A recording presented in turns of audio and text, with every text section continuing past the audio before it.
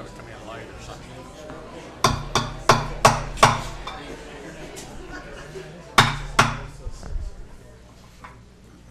I'd like to call to order the Board of City Commissioners for November the 5th, 2012. Call the roll, please. Here. Here. Here. Here. Here.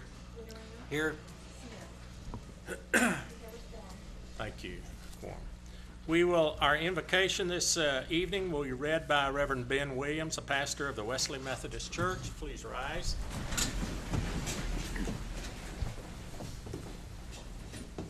Let's pray together. Beginning with Psalm 19, verse 14. Let the words of my mouth, the meditations of my heart, be acceptable in your sight, O Lord, our rock and our redeemer. We humble ourselves before you tonight, God, on the eve of this election. And we pray, O God, that you would guide this country in a crucial election tomorrow and raise up leaders that lead the country just the direction that you desire for us. Father, we give thanks for this community and all the blessings that have fallen upon this place. We are fortunate people. And we all desire to help other people. We pray, Lord, that you'd guide us this evening to make decisions that result in the best help for the most people. Lord, we pray for our elected officials here, our city commission, ask you to give them help and blessing and guide their thoughts, words, and decisions. We give thanks tonight and pray in the name of Christ, the Savior. Amen. Our flag salute this evening will be led by Commissioner Linda Agee. Attention, position, pledge. I pledge allegiance to the flag of the United States of America and to the republic for which it stands, one nation, under God, indivisible, with liberty and justice for all.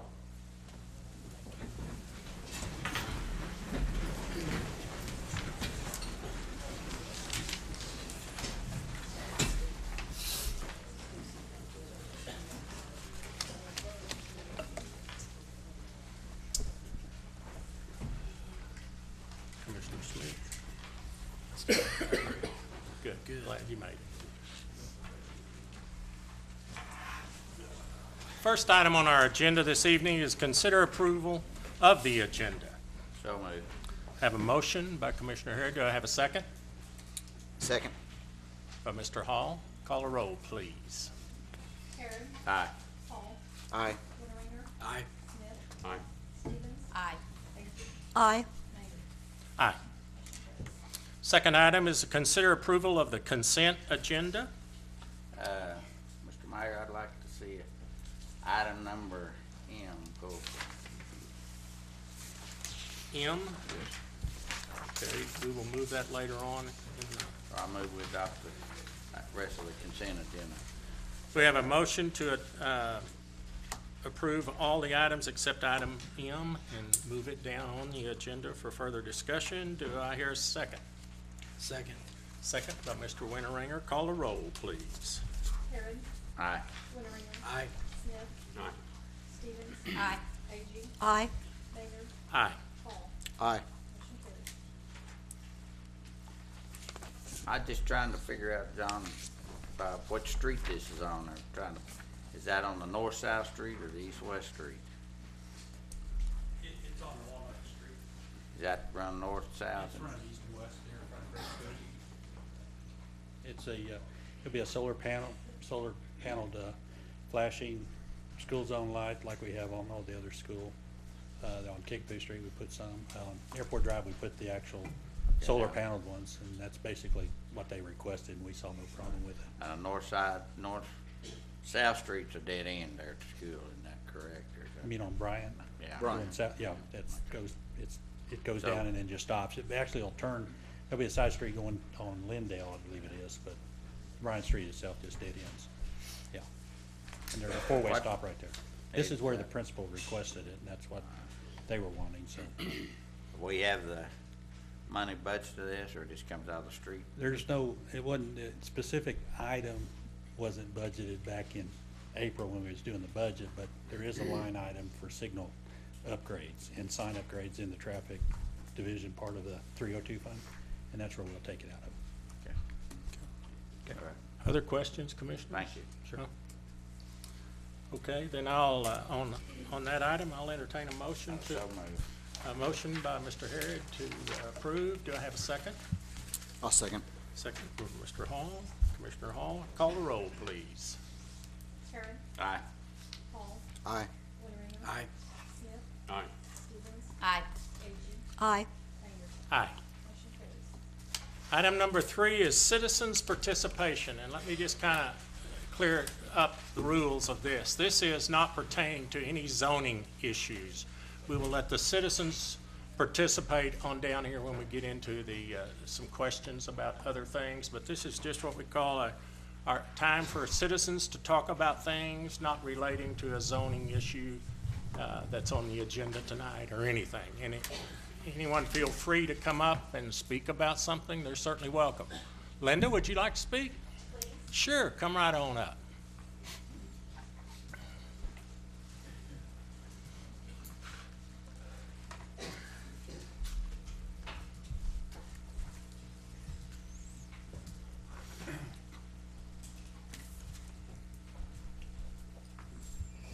Be sure and state your name for us. Thank you, Mayor and Commissioners. My name is Linda Peterson, and I am here to address what I believe is your item number 6, the water rate increase discussion. About 3 years ago, the City Commission instituted a plan to begin the repairs, replacement, and improvements to the water and sewer infrastructure system. And with that plan came a plan for the funding that would pay for those improvements. At the time, the list was very large, and only a few things were begun at the time. This plan was supported by resolution by the Chamber of Commerce and by the Economic Development Foundation. And it was kind of landmark event for them because it was kind of a bold step for having a plan in place. Since then, I believe almost every seat on this commission has been up for election, maybe except for one. And we've also had an election on capital improvements, a sales tax or a bond increase for capital improvements. And during all of those elections, there have been resounding comments, requests by citizens to please improve the water and sewer infrastructure that we have. I am very surprised that there's an item on the agenda tonight to get rid of that plan or to postpone it. It's not a large increase that's coming up right now, but this is something that everyone has said is important. It is something that probably every one of you ran on, saying that you would make those improvements. And I would encourage you to work your tails off to come up with whatever improvements need to be next on the list and start working on those things immediately. If you have money in the SMA right now, I guarantee you it will not be enough for all the improvements that need to be made. And I would greatly appreciate that we could start projects sooner because you have money. We could pay for them with money we have instead of money that needs to be financed, and that you can begin to make good on the promises that you made to those that put you in this place. Thank you very much. Thank you very much for that. Very good words. Thank you, Linda. Anyone else? This is the time to speak about something like this. It's important issues, and it doesn't just have to be on the agenda. We encourage citizens' participation. This is your city. Okay? Well, if there are no more citizens wanting to participate in this time, we'll move on to item number 4, which is Mayor's proclamations.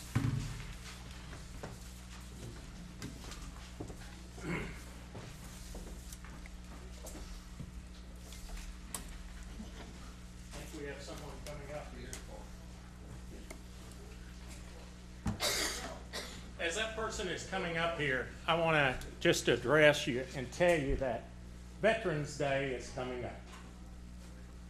And I would like for every veteran and every someone that's serving in the armed forces to stand up here because we want a special recognition to each and every one of you.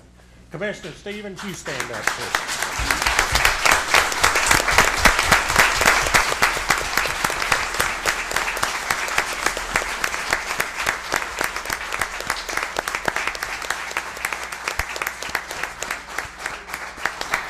Thank you very much.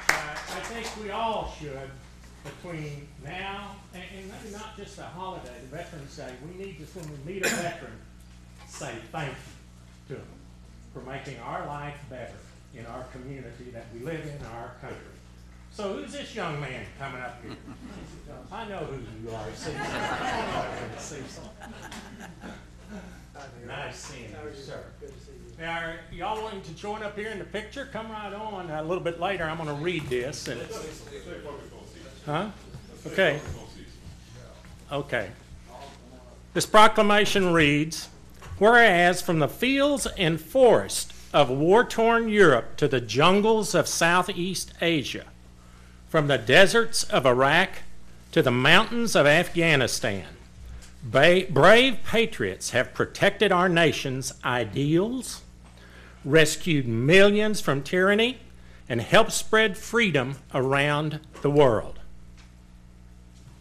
America's veterans answered the call when asked to protect our nation from some of the most brutal and ruthless tyrants, terrorists, and militaries the world has ever known. They stood tall in the face of danger and enabled our nation to become the greatest force for freedom in human history. Members of our armed forces have answered a high calling to serve and protect America. Veterans Day offers the nation and this city an opportunity to show our pride and say thank you. And whereas all citizens on Veterans Day should pause, reflect, remember, and honor our veterans past and present, our MIAs, and the survivors of those brave and courageous Americans who sacrificed their tomorrows so that we can have our todays. The service and sacrifices made by those Americans in the past and those now serving on active duty enables us to enjoy the peace and freedom in the greatest nation in the world, the United States of America. Now, therefore, I, Wes Maynard, Mayor of the City of Shawnee, Oklahoma, by the authority vested in me, do hereby proclaim Sunday, November the 11th, 2012, as Veterans Day in Shawnee. Thank you.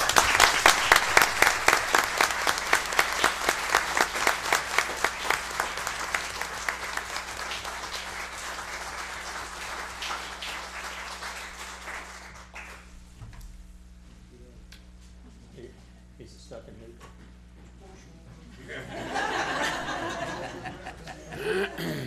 Is that the vote of confidence?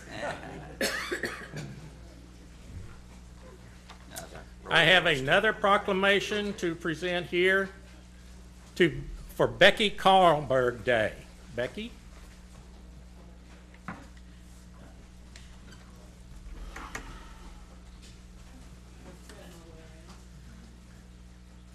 You know, I will say this to all of you. Becky has done a wonderful job volunteering in Shawnee. And it's the volunteers in our city that do a tremendous amount of work and make our city a better place for all. And it's a real honor, Becky, for me to extend this proclamation to you.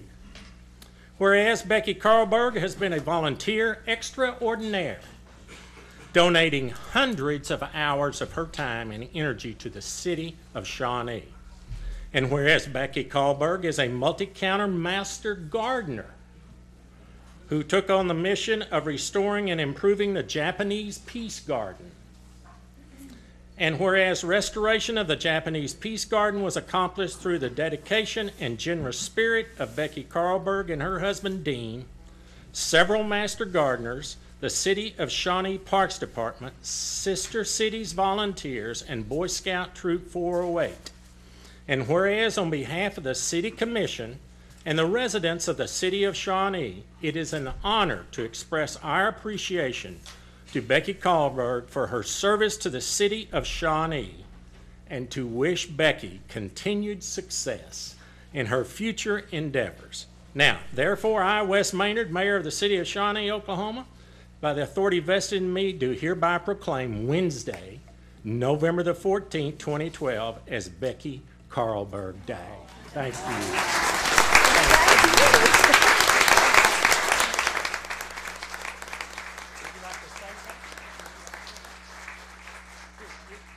Actually, my voice carries anyway. Anybody that wants to come up to the garden at any time and pull some weeds, we won't stop you, you know.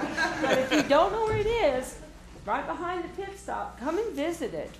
It's a work in progress. We are constantly working on it, so I invite everybody to come up and check it out. Again, thank you, Becky. Thank you.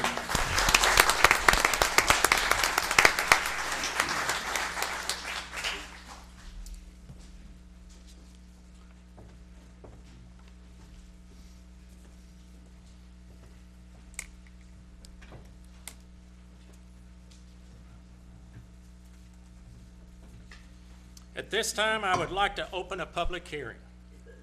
Item number 5, let me read it. A public hearing and consideration of rezoning property located at 204 North Louisa from C3 Automotive, Commercial, and Recreation to C4, Central Business with a conditional use permit.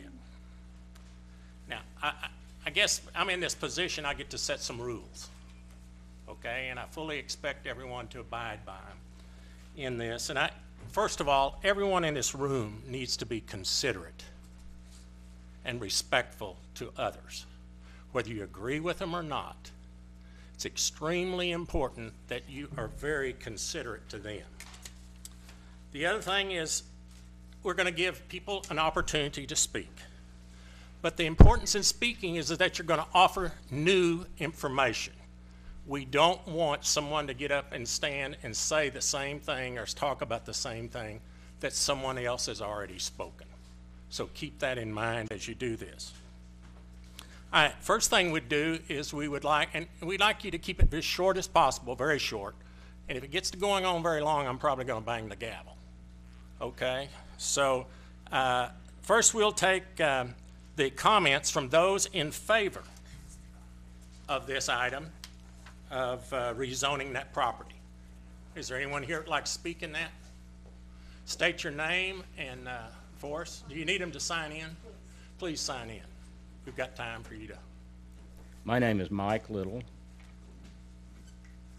and I'm on the application as a general contractor, and my request is that the city follow the due diligence of the hard work that Justin Erickson and his planning commission spent many hours coming through, and then with the compromise that was later put to a vote and voted in positive by the commission, by Commissioner Prince, that created some of the compromise. And Justin can speak to some of this as your package does also.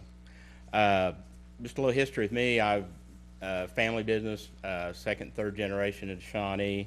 We've been involved with several downtown projects, including Angels Acres and South Central Workshops, group homes, some of the older public housing in town, and we typically tend to have more controversy over anything we do downtown. And as a person that stayed here and graduated from high school here and came back here after college, I really have tried to work downtown. We're currently right now working on First Baptist Church and have a verbal contract with Bank First to build downtown, and we are now remodeling Angels Acres. And without saying anything else, I would ask that Bill Thurman from my office come up and speak as to some of the design features that will take effect if this is passed. And like I said, I was asked by Kim Henry and Chuck Skillings to get involved some time back. So we put a lot of hours in this too. And then they've also had a architect from Dallas do pro bono plans and spend a lot of time with the city fire marshal and the city inspectors and with Justin's group. So if Bill would come up and speak to some of the design and construction features.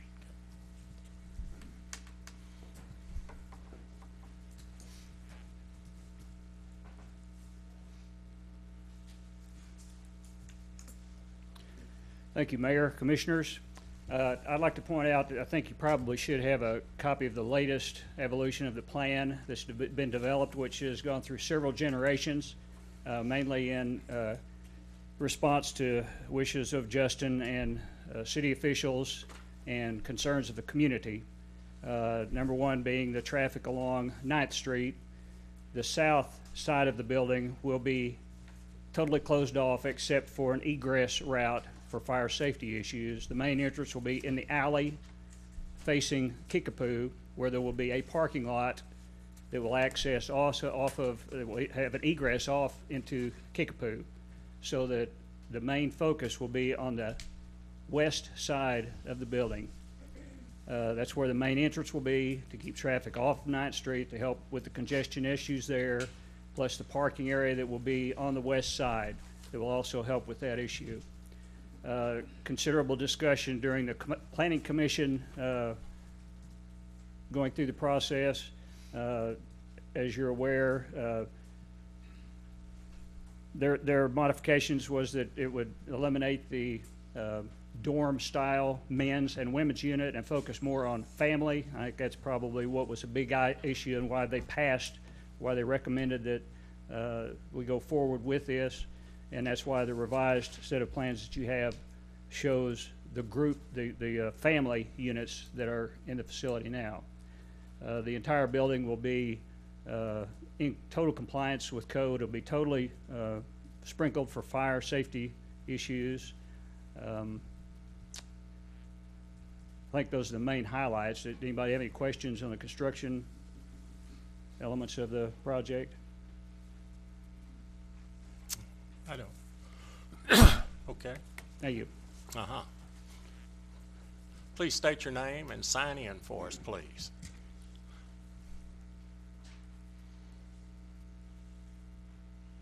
Do that in reverse order if you don't mind. I'm Eric Weingartner. I'm a pharmacist. I own Eric's Pharmacy here in Shawnee. Speaking on behalf of the rescue mission, I am on the board of directors of the rescue mission. As a family and personally, we have donated considerable personal assets and time to this project since it started over 10 years ago. This is a project we really believe in, both as a family and personally. And as a board, I want to give this commission, I want to let you guys know that we're serious about this, and we are very dedicated to financial, fiscal responsibility, and also running this mission in a way that we as a city can be proud of. We are and will continue to be fully transparent, and invite you guys, my family, down to my youngest daughter at 11, we all donate our time and resources and efforts for this. I believe this is a valid, worthy cause, and just to let you guys know that we are serious about it, and we are very highly motivated to create and maintain a very effective homeless mission. Thank you. Thank you.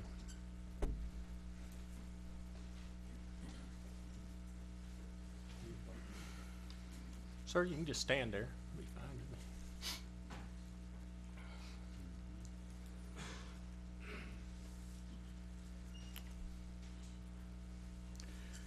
My name is Ray Belford. I'm pastor of First Christian Church here. I am here as an individual, even though our church does officially by board action support the Shawnee Rescue Mission. As a preacher and a former commissioner, I can ramble, so I wrote down my comments to keep it within your time limit. Got it. Official figures on homelessness that have been presented are highly questionable. I think that even Mr. Erickson has to use what is official, but has some questions about it. These are, as I understand it, on the street kind of interviews at a particular point in time. They don't go into abandoned buildings and abandoned houses. They don't go into shacks. They don't search through alleys at night for the people that are sleeping in cardboard boxes. And they don't check under bridges and horse trailers. And yes, horse trailers, there have been instances where there's been 6 to 8 people trying to live in the winter in a horse trailer here in Shawnee. Using the Salvation Army as a comparison shelter shows, in my opinion, a lack of understanding about the major differences between the Salvation Army's mission and the mission of homeless shelters in general. The Salvation Army limits individuals to 3 nights and puts them on the street during the day. There is no real effort to rehabilitate homeless people and actually get them off the streets for good, even though they are required to look for jobs, but most of them don't have the job skills. The Shawnee Rescue Mission, like rescue missions throughout the country, provides long-term shelter where homeless can receive assistance in putting their lives back together, gain job skills, and become productive citizens. Big difference in the need. Both are important, but there is a major difference between what the Salvation Army does and what real homeless shelters do in this country. The Shawnee Rescue Mission is legally within its right to do everything it is currently doing, which is the things that most people talk about. The things they've been talking about, they are able to do with the current zoning. The only real change that we're talking about is them having the ability to provide overnight lodging. And there is a $450,000 grant for this remodel that requires overnight lodging. And this is not money that comes from the city treasury or the people of Shawnee. The grant will also allow them to do much of what needs to be done to relieve the congestion that has been talked about. Now, he's talked about the solution, but this congestion they're talking about is feeding hungry people. People line up because they distribute food from the food bank 2 times a month. That's congestion. Now, to me, it's a little bit, personal opinion, kind of insensitive to what is causing this congestion when 600 to 800 people, families, men, women, and children, are being fed. They also have a day room in the facility that they will be able to use once this is approved and the grant comes into play. And that, of course, is a place for the people to be off the streets. The complaints about panhandling would seem to go away if a person had a clean, warm bed, 3 meals a day, a place to shower, and a place providing them clean clothing. That, I think, what they're trying to do is resolve the panhandling issue that people are complaining about. I would guess that our county jail hosts many homeless people who commit nonviolent crimes to get those 90 and 6-month sentences because that gives them a bed, food, and a place to stay at taxpayers, our local taxpayers' expense. Most people see homeless issue in Shawnee as a problem. And here is a solution that's being offered to you without a dime of local taxpayer money by a group who have volunteered to take this project. They're not being forced to. These are volunteers who want to take care of this issue that we have in Shawnee. And I would think that most of you would be thankful and anxious to help them give their best efforts to improve Shawnee. If they fail, you have been out nothing. But if they succeed, Shawnee will be a better place. And if you don't give them the chance to do this, then as a commission, what do you plan to do about this issue? Because doing nothing will not cause it to go away. I've also heard it said, if we build it, they will come. Now, tell me, if you were homeless, would you come to Shawnee, or would you go to Florida or Texas or someplace where it's warmer in the wintertime? I think that's one of these, things that somebody just dreamed up to be against this. We have a need in this community for this, and this costs the city nothing except a vote to give them this zoning that they are requesting, plus the conditional use permit. Thank you. Okay, sir. Sir, are you wanting to speak after him? Right.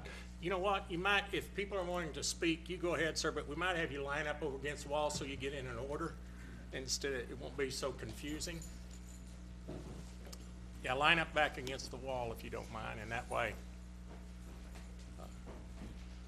And just let me remind you, don't say anything that anybody else has said, please, okay? All right, state your name, sir. That'll be hard. My name's John Clemens, and I'm a multiple property owner here in Shawnee. And I know one of the primary concerns that many people have mentioned is property values, that the potential improvements to the mission and the ensuing traffic and population of that area would affect property values. And as of today, I don't like seeing my property values decrease, and I'm not a close resident, but an urban resident of this area. And my property values are going down and continuing to go down.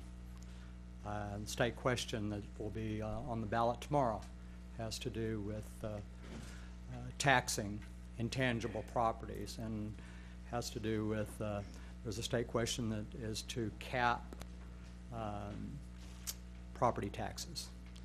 Oklahoma Policy Commission stated in their article today that urban properties are not increasing in value. The beneficiaries of the cap on the property tax will be people in suburban, upper income, middle income areas. I don't like the fact that I'm losing money. But my personal convictions, and I'm not here to give a sermon, I'm a Christian, I'm proud to say that. My personal convictions are that I reach out and help anyone that I possibly can as I meet them. I'm a father of 6 children. My wife works for Gordon Cooper Tech Center. She serves people all day long. I'm fortunate enough to have spare time that I can work personally with people. One of the planning commissioners made mention that not to criticize anyone if they had not actually housed a homeless person in their home. I don't want to brag about it, but I have. I won't turn my head to a needy person. I think I work with multiple outreach organizations. I volunteer with multiple outreach organizations in this area. My children, the youngest being 9 years old, oldest being 21, everyone has been in the mission, and I felt perfectly safe with them being there. My children's school sends children down during the week to volunteer, to teach them leadership and community service. 4th graders on up. They feel safe bringing them there. And I say this with all sincerity, that I understand people's concerns. I understand not in my backyard mentalities. I understand build it and they'll come. I understand all those. But as the gentleman mentioned earlier, if we don't do something, I've visited and worked from time to time at the City Rescue Mission in Oklahoma City, who is bringing to bear at their expense professional consultation, guidance, and support for this center here. If anybody's been to the City Rescue Mission, it's a sight to behold. It's a very nice professional facility. It's a gym in the downtown Oklahoma City area. It's improved a situation where you had sometimes hundreds of people under the bridges. At 5 o'clock, if anyone has been to Oklahoma City over the past few years, at 5 o'clock, the downtown city area would be just flooded with homeless people. And you don't have that case now, because an organization and multiple organizations have stepped up and met a need and met it professionally. And I think we have the opportunity for our city to do that here. So I'm fully in support of the measure that's before you now, that you're having to decide upon. I think that it will be a contribution to my city, benefit to my family, and a benefit to my fellow citizens. That's all. Thank you. Thank you. Thank you. Next, sir.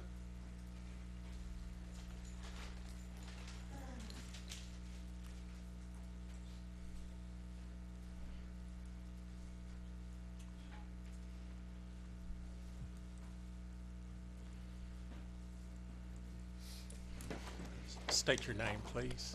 Ralph Griffin. Thanks, Ralph. I lived on 520 North Lewis in Shawnee, Oklahoma, in the neighborhood. It's not a bad neighborhood, it's a good neighborhood. It's the people at the people are afraid it's bad, but it's not, it's good. And I just say that this help all, and we can help all the homeless out that needs help out there. And that would be your go with the original plan they had to do. Because that would be a lot of help for those who don't have a place to live and don't have a home. Thank you, sir. Thank you.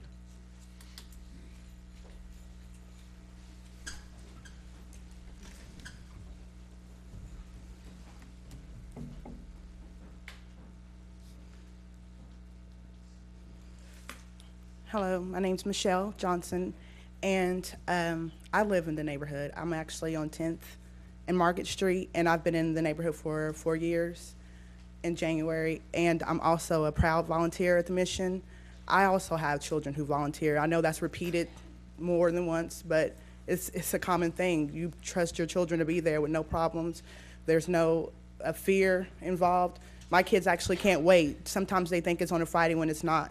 They're ready to volunteer on that second or fourth Friday. It makes them come out of their selfish ways. I have 4 teenagers who think that if they don't have their Xbox and they're about to lose their mind, but when they were invited into the community to see how much other people are in need, they begin to care for others. And that's what our generation needs. The younger generation needs to know that it's not just about themselves, that there's a greater need than just being in your home and having this roof over your head and taking things for granted. So I'm very proud to be a Shawnee Rescue Mission volunteer. And I also am a family support provider at Systems of Care at the Red Rock. And our organization is a community-based organization. And this is a part of the community that is really needed for not only homeless, but other people who are dealing with other things. This is not just for homeless people, but it's a resource for the whole community. And that's what the Shawnee Rescue Mission is about, is community building. And that's what I feel is the best thing for community, is to have someone who can be there to not just give out food, but to show love. I volunteer in the back, and I have a lot of one-on-one action with people for 2 or 4 hours. And they basically lose hope until they have that meeting with me or meeting with the volunteers in the back. It's not just giving out food. We actually spend time. We actually spend one-on-one time that we give people a chance to realize that it's not the end of the world, that there's going to be a better tomorrow. So I just would like to thank you guys for giving us time tonight. Thank you very much. Thank you.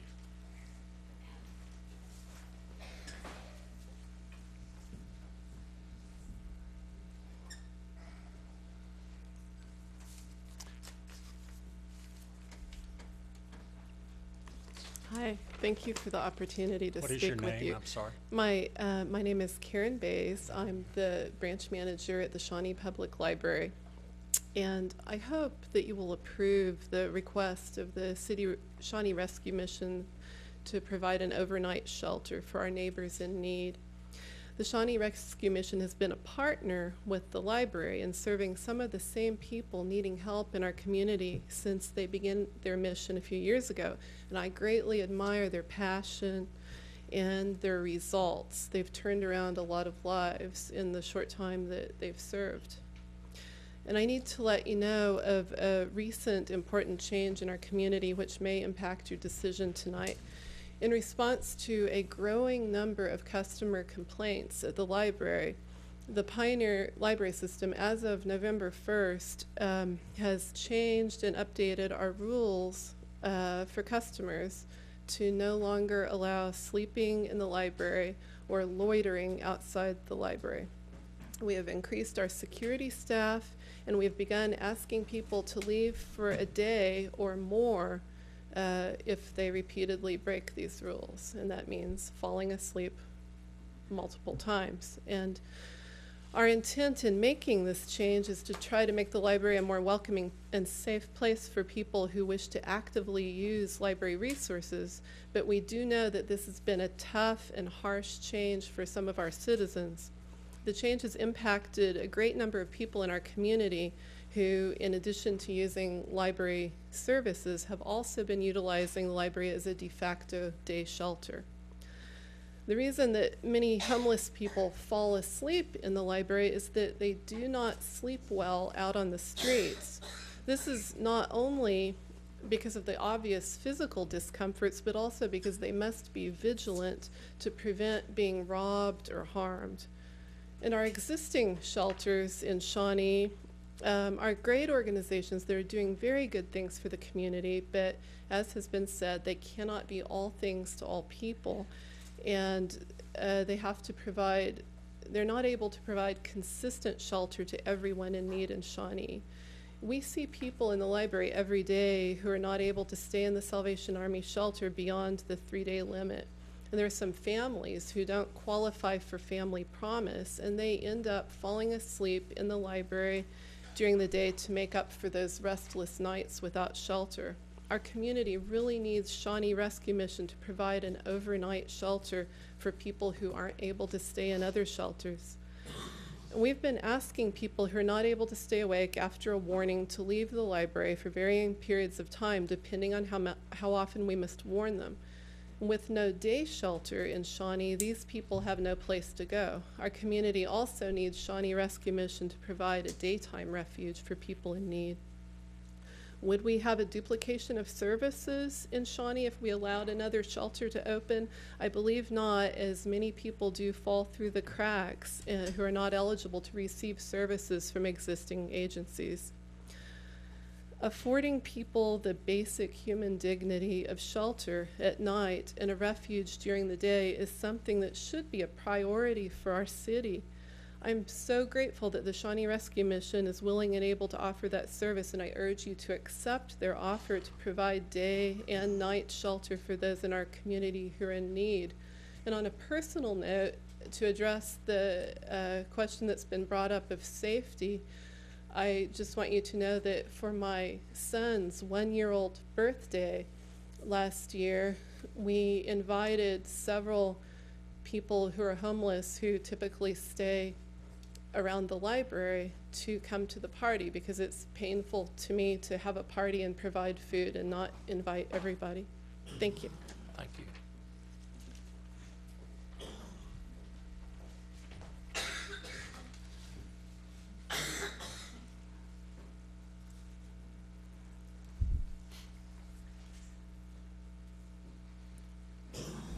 Mr. Mayor, Commissioners, I'm Don Orr, partner with Finley & Cook, CPA firm here in town, and I'm also a board member of the Shawnee Rescue Mission. And for sake of not being redundant, as you've requested, Mayor, I will limit my remarks to very briefly as to the organizational structure of Shawnee Rescue Mission, where you would have some idea as to how we're structured, because I think there's been some misconception about the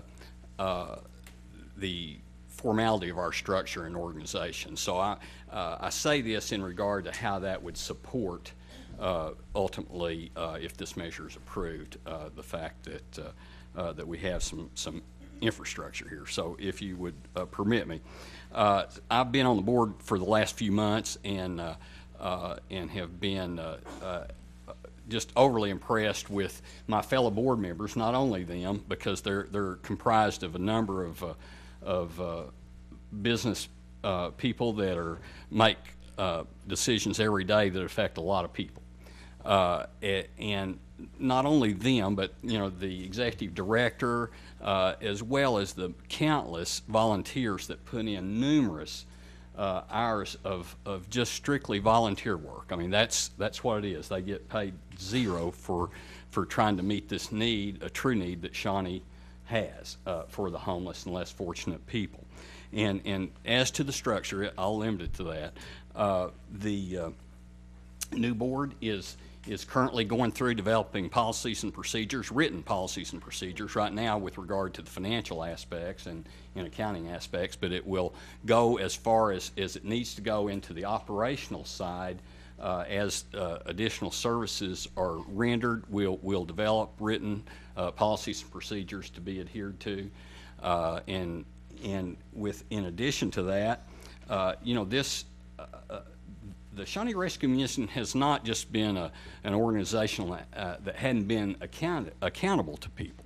It had an audit last year from an independent CPA firm that gave it an unqualified opinion, which is, in layman's terms, a clean opinion.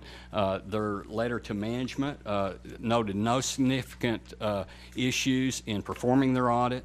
So, in other words, it was a clean audit. And again, the only reason I state this is to support the fact that Shawnee Rescue Mission is not some fly-by-night organization that has no structure to it. We've got a lot of dedicated people that are trying very hard to perform the task diligently. If this particular measure is approved, I feel very confident that the board and the executive director, as well as all the countless volunteers, are going to be not only accountable, but they're going to be diligent, and they're going to do what prudent, reasonable people would do to help people in need. And so, like I say, to not be redundant on the things that's been said before, obviously I feel there's a need there or I wouldn't be here. But I would hope that we could view Shawnee Rescue Mission as the solution, as part of the solution to this issue, not part of the problem. And with that, I'll end my little speech and thank you for your time, and I would greatly appreciate your support if you could all see possible in this.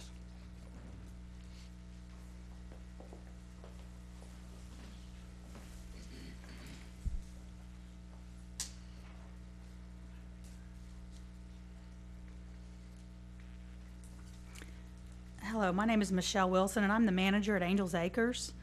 And to be honest, when the mission first opened, I was really concerned. I was concerned maybe higher crime rates. I didn't know what type of people would be coming in. I haven't had any of those problems. I have several tenants who seek the services from the mission. They get clothing, they get food. I have approximately 40 people on my waiting list at Angels Acres at this time. And several times a week I have people coming in, either families or homeless people that are needing someplace to stay. And I always suggest the Salvation Army, but either they're full, they don't qualify to go there, or they've already been there and they don't have any place else to go. I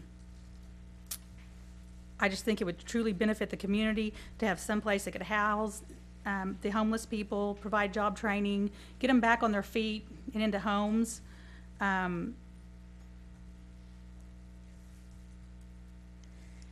You know, right now we've got people complaining about, of course, sleeping in the parks and the libraries and on the streets. And, you know, I've been downtown when there's snow and stuff, and I've seen homeless people wandering around.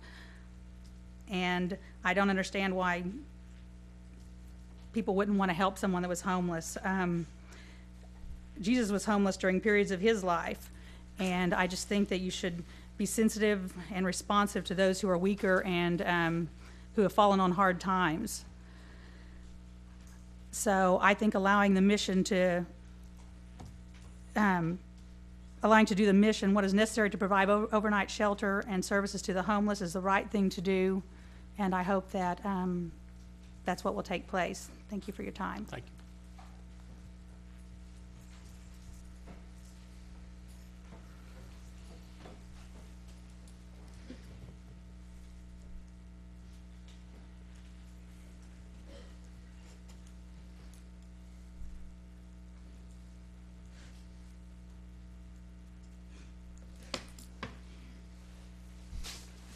My name is James Morton. Talk into that microphone. So my name is James Morton. I'm a property owner here in Shawnee. I've owned a home here for 32 years. I live on North Louisa. And I support the Shawnee Rescue Mission. And I'll keep my statements brief. It's not to annoy anyone up here or out there. Also, I'd like to say it moved me to see this session open in prayer this evening. Thank you all. I've seen the Shawnee Rescue Mission, pardon me, do an awful lot of good and help an awful lot of people. I've personally been there and witnessed this. It's not just hearsay, but I'm very, very proud of the people that have come and shared this evening, their hearts and how they feel. And on an issue like this, on any issue, I try to look at both sides and be fair to both sides and actually give the opposition a chance in my heart and mind as to which side and where to go and what to see. And I personally, in good conscience myself, can't oppose this. It's a good thing. It's done a lot of good, and I can't see a downside to it. I've looked, I can't find it. I realize there are people that are having problems. I think maybe they're focusing kind of sideways on some of these things. And I would hope that their hearts would be eased by whatever decision is made. And I want to say thank you and God bless you.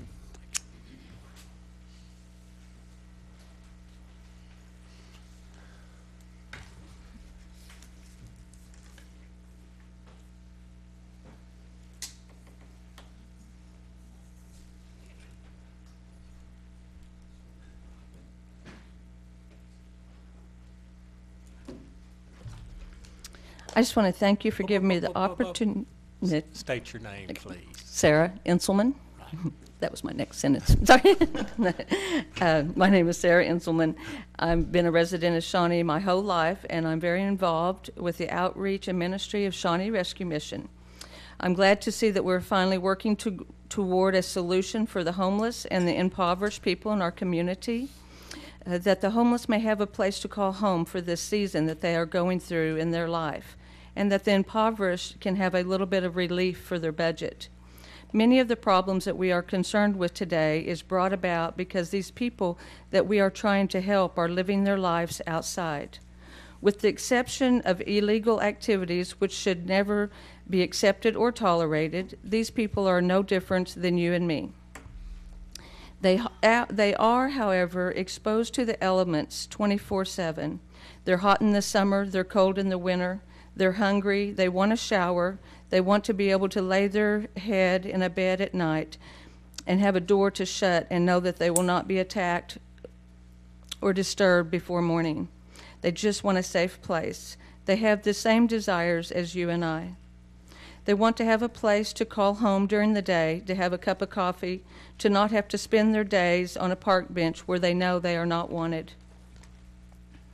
Wondering where they can go if they need to use the restroom, or where they can go to get a drink of water, with no chance to brush their teeth, no breakfast, no lunch, just a hot or cold day at the park, waiting for 5 o'clock to come so they can at least get one meal to eat from the Salvation Army, which is only available Monday through Friday, not to mention the weekends and what they hold for them. Their only hope is that some church might have a meal at the park for the homeless on Saturday and Sunday. I don't think we can even imagine the stressful and hopelessness and dangerous life that they live. The hope for a job is so far removed from them that they have no address, they have no transportation, no clean clothes, or even a place to begin to look for a job that they know that they need to be able to bring about the change in their life. These are all basic things that Shawnee Rescue Mission will be able to bring into their lives.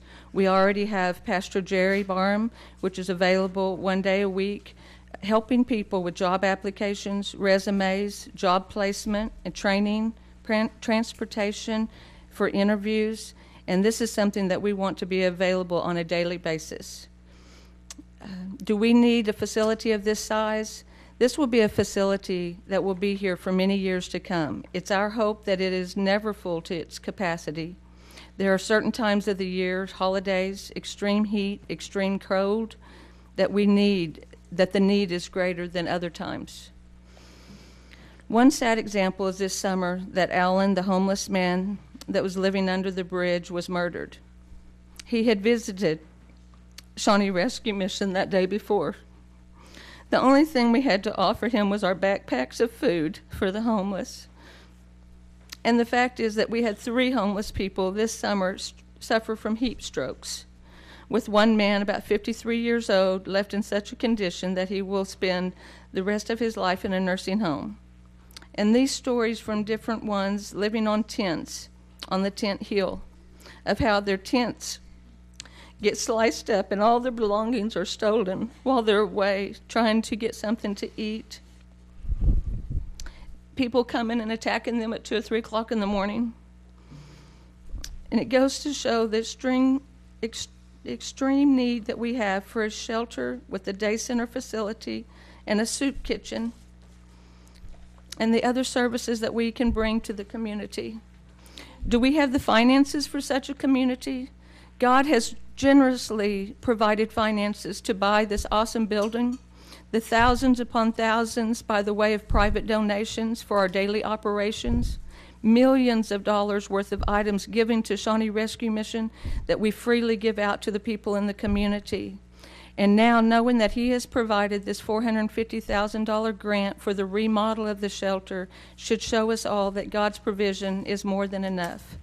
I'm excited to think that we, the people of Shawnee, are getting closer to having a place where we can come together as the body of Christ and minister to the needs of the people.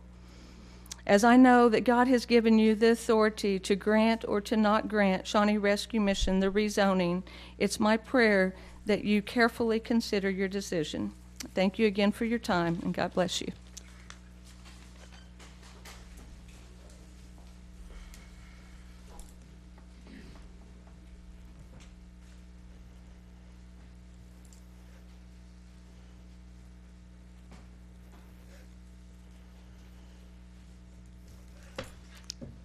Good evening, Mayor. My name is Landon Middleton. I'm a small business owner here in Shawnee, but also a minister at Faith Christian Outreach here in Shawnee. Been over the last several years, had the privilege and honor in different seasons to be in part of Shawnee Rescue Mission personally, in volunteerism, financially. I've actually gone down every alleyway. I've actually been under every single bridge in this city. I've actually crawled the ditches to see those temporary housings, and so have my children. But I wanted to present a different idea that may or may not have been presented. During the years, we've been able to connect with the students of the universities here in this great city, to be able to count and to be engaged on the streets of Shawnee to show the heart of this great city. Students from around the nation, around the world, being able to see very clearly who we are as a city that cares, a city that would dare to even put up a solution that says homelessness can actually end when you get off of I-40. That from West Coast to East Coast, people would be able to look at Shawnee and go, you know what? Innovations there, new ideas are there, new opportunity led with great leadership, opening up the doors and making room for the next generation. And I know we would all agree, reaching our next generation is a very difficult challenge ahead. There's a lot of things that need to change. And I think opening the door with generosity of meeting the needs of the people that are desperately in need as we speak, and as we're enjoying the warmth now, there's people right now that need that Shawnee Rescue Mission opened desperately. And so I hope that you can think beyond just this city and think that we could actually put a stamp in this great state and this great nation, that a city like ours can come together on the politics and faith and leadership, in churches and business and home ownership, wherever, and say, you know what, we can solve this problem, and it starts tonight. Thank you. Thank you. Okay, we got about time for a short one, okay? Because 30 minutes per side is about all we've got time for. No problem, no problem. Sign in and state your name.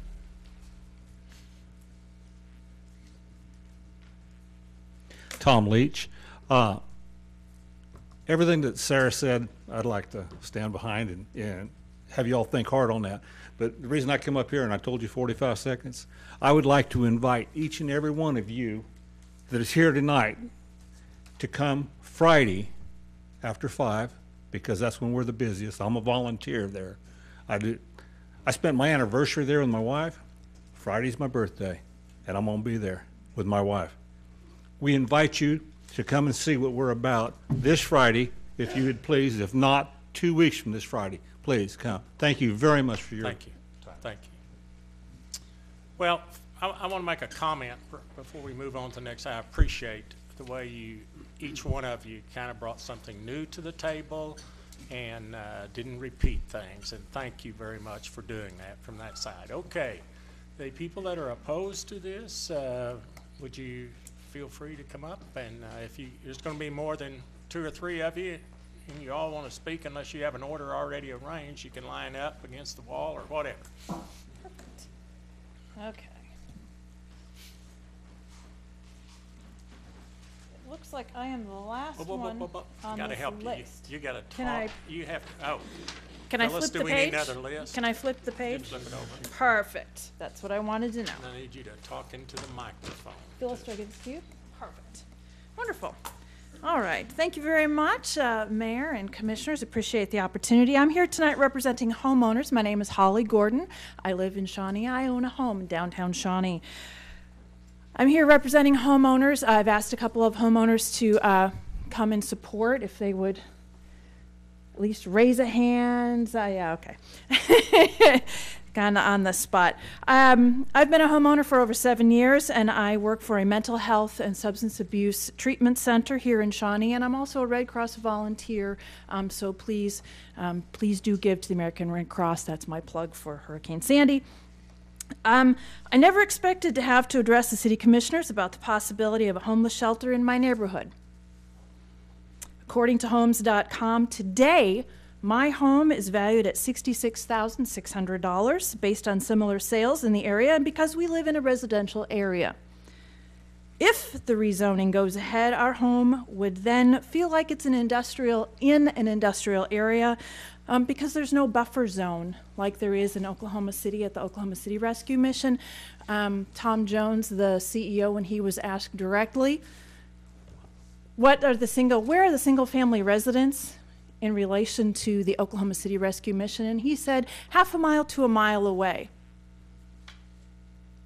Think about where our single family resident homes are and where the proposed shelter is. There is no buffer zone. We're talking about zoning here. Mr. Erickson's report referenced the Shawnee Rescue Mission is less than 2,000 feet from a daycare center and from the Hope House, it's the Youth and Family Resource Center, and from children in the neighborhood. According to Oklahoma State Statutes 57 OS 590, it is unlawful for any person registered according to the Sex Offender Registration Act to reside at the Shawnee Rescue Mission or other homeless shelter. My question is, how will the mission know if they are an offender? Most homeless persons will most likely not have identification on them, so how will a check be run? Can we rely on them to give accurate information? How long does a background check take? And where will that individual stay while waiting for the results? Will the mission allow them to stay? Questions that need to be looked at. Since the Planning Commission meeting, I've discovered that there is a school bus stop on the corner of 9th and Louisa, where young children wait to be picked up for school every weekday morning. Please know that the Shawnee Rescue Mission building is also on the corner of 9th and Louisa. School bus stop, rescue mission. Are you willing to risk the safety of these children who are trying to get to school? I do not feel comfortable having children passing the proposed shelter location several times a day without adult supervision. I'm not trying to cast a negative light on the people who would be receiving services at the shelter, but it is a truism that a number of these folks have mental health and substance abuse issues, an area where I am employed and can be intimidating and scary to children. We know on a good day there is one police supervisor and 3 officers on duty in Shawnee at taxpayers' expense. Is the commission willing to take a chance on bringing in more homeless people in this residential neighborhood?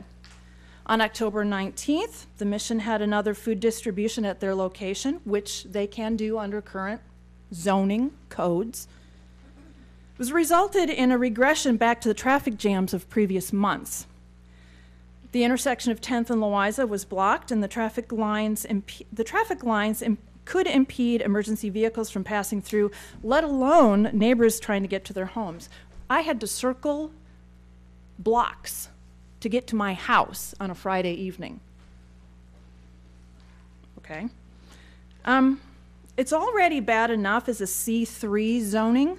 How much more will this affect us under C4 zoning? Will it be more frequent and more detriment to the neighborhood? I've worked hard to purchase my home. It doesn't seem right to have the surroundings changed years later.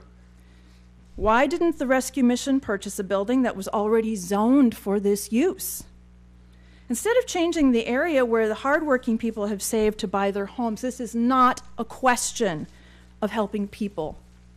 because there is a need. We know nearly 25% of Shawnee is in a poverty level. We know this. It's not a question of helping people, it's a question of where we're going to help people. With all of the proposed considerations, it makes me wonder why this organization thought a highly populated, single-family area with daycare centers, a youth center, and group homes for developmentally disabled individuals, and not properly zoned, was the ideal location. Homeless shelters and the areas around them often become hunting grounds for human predators.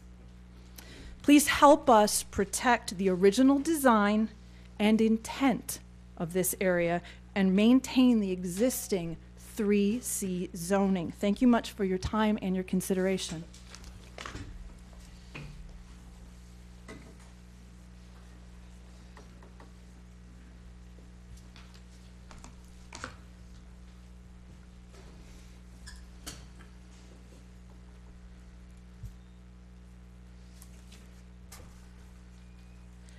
My name is Crystal Marfield.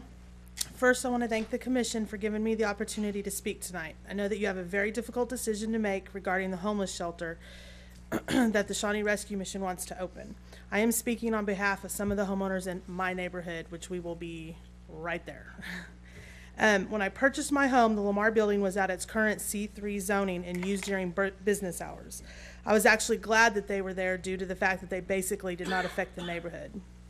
In the initial September 5th meeting with the Planning Committee, a representative from the St. Benedict Neighborhood Watch Association spoke about the issues she had with Shawnee High School and compared the alcohol, drugs, and sexual activity to what is happening at the rescue mission. However, there is a major difference from what she experiences to what I am experiencing. When she bought her house, the high school was already functioning under their current zoning and didn't request a change. In other words, she knew it was there when she bought her home. I worked 3 jobs to purchase my home. I did not buy it to flip it, as I've proven by already being there for 7 years, and I had planned to be there for quite a while. When I purchased my home, I was under the impression that the area was under revitalization, which also includes the downtown area since we are so close to it. I know this is not the Country Club or Northridge, and I feel that if it was, this wouldn't even be up for consideration. So why did the rescue mission purchase a building that was zoned for commercial use? And now they want to change the area where the hardworking people have saved to buy their homes. Why did they pick a highly populated area where single families are already established? There are also daycare centers, youth centers, group homes for the developmentally disabled, and even a bus stop at the corner. Why think that this was an ideal location when it wasn't even zoned for it? Tom Jones, in the first meeting, has already stated that the mission cannot be held responsible for anything that happens in this area. And by changing the structure of the neighborhood, not only are they inviting trouble, which they are already anticipating, but the property values are going to decline. Even Glenn Blankenship admitted to me when he came by my house on September 5th that if there were 2 houses for sale and one was near the shelter and one wasn't, and they were both $50,000, a person would not buy the house near a shelter. He also said that they already bought the building and that I would just have to live with it because it wasn't going away. As I stated before, I am not against a homeless shelter. I just think that there is somewhere else that is zoned for this type of establishment. Please help us protect the original design and intent of this area and maintain the existing zoning as C3. Thank you for your time and consideration.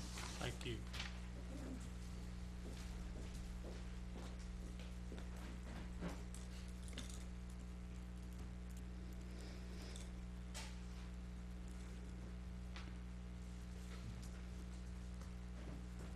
Hello, my name is Tina Hanna. I'm from South Central Industries and Group Homes, and this evening I have several board members and staff with me, and instead of asking them to speak to you, I'd like for them to just raise their hand as in support. Thank you. South Central is a nonprofit organization that was established in 1981 at 130 North Louisa, which is directly across the street from the Shawnee Rescue Mission, to provide vocational and residential services to individuals with disabilities. In 2010, we opened 2 group homes at Louisa and 9th Street to provide residential services to our clients. Currently, within the 2 blocks from Kickapoo to Park Street, there are over 90 individuals with mental and developmental disabilities that live, work, socialize, and shop, and have done so for over 30 years. South Central provided the Planning Commission police reports following the first meeting on September 5th. A summary of those reports was in your packet. Following a conversation with Mr. Erickson, a decision was made not to include the actual police reports because they contained our clients' names and their social security numbers, and we did not want to victimize them again by including that information.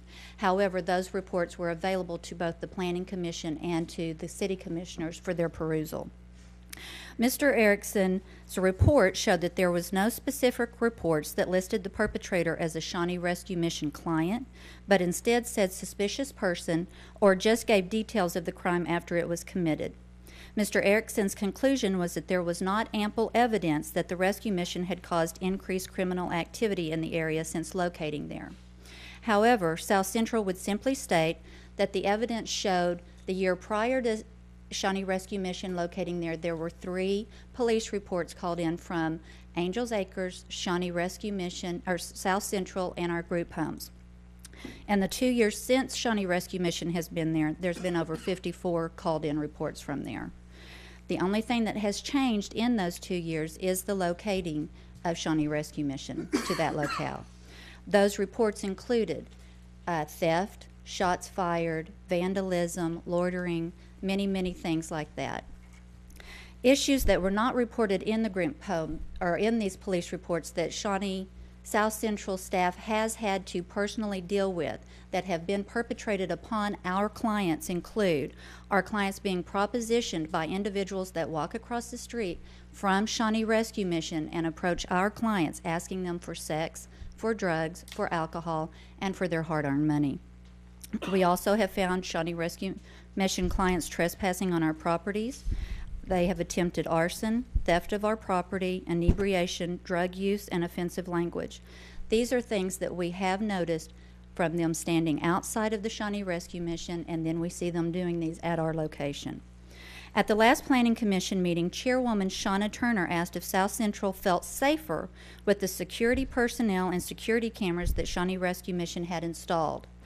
Our response is, 1, according to Mr. Erickson's report, on-site security personnel has no jurisdiction on public property, and so any relevant issues along 9th Street and Louisa and the alleyway intervening between the buildings and the proposed parking lot will not be able to be addressed by on-site security. 2, the cameras will also do a good job of recording the illegal activity, but how will it stop or prevent it? What we failed to share with the Planning Commission, but what is the major improvement in the increased safety and decreased illegal activity, has been the reduction of the rescue mission's operations over the past 6 months. When the City of Shawnee and the Health Department stopped the mission from being open at all times and having large groups gathered whenever it wanted, we immediately saw a huge improvement. This drastic reduction has almost returned our neighborhood to normal safety levels, without individuals loitering outside the shelter. This has been what has been the increased security that we feel. It is extremely impressive to see the amount of support that the rescue mission has here this evening. We agree that it is extremely easy to support something when you do not personally have it in your backyard and have to deal with it on a daily basis. South Central is not here to dispute the value of providing for homelessness. We just ask that you consider other options and other locales. Thank you so very much.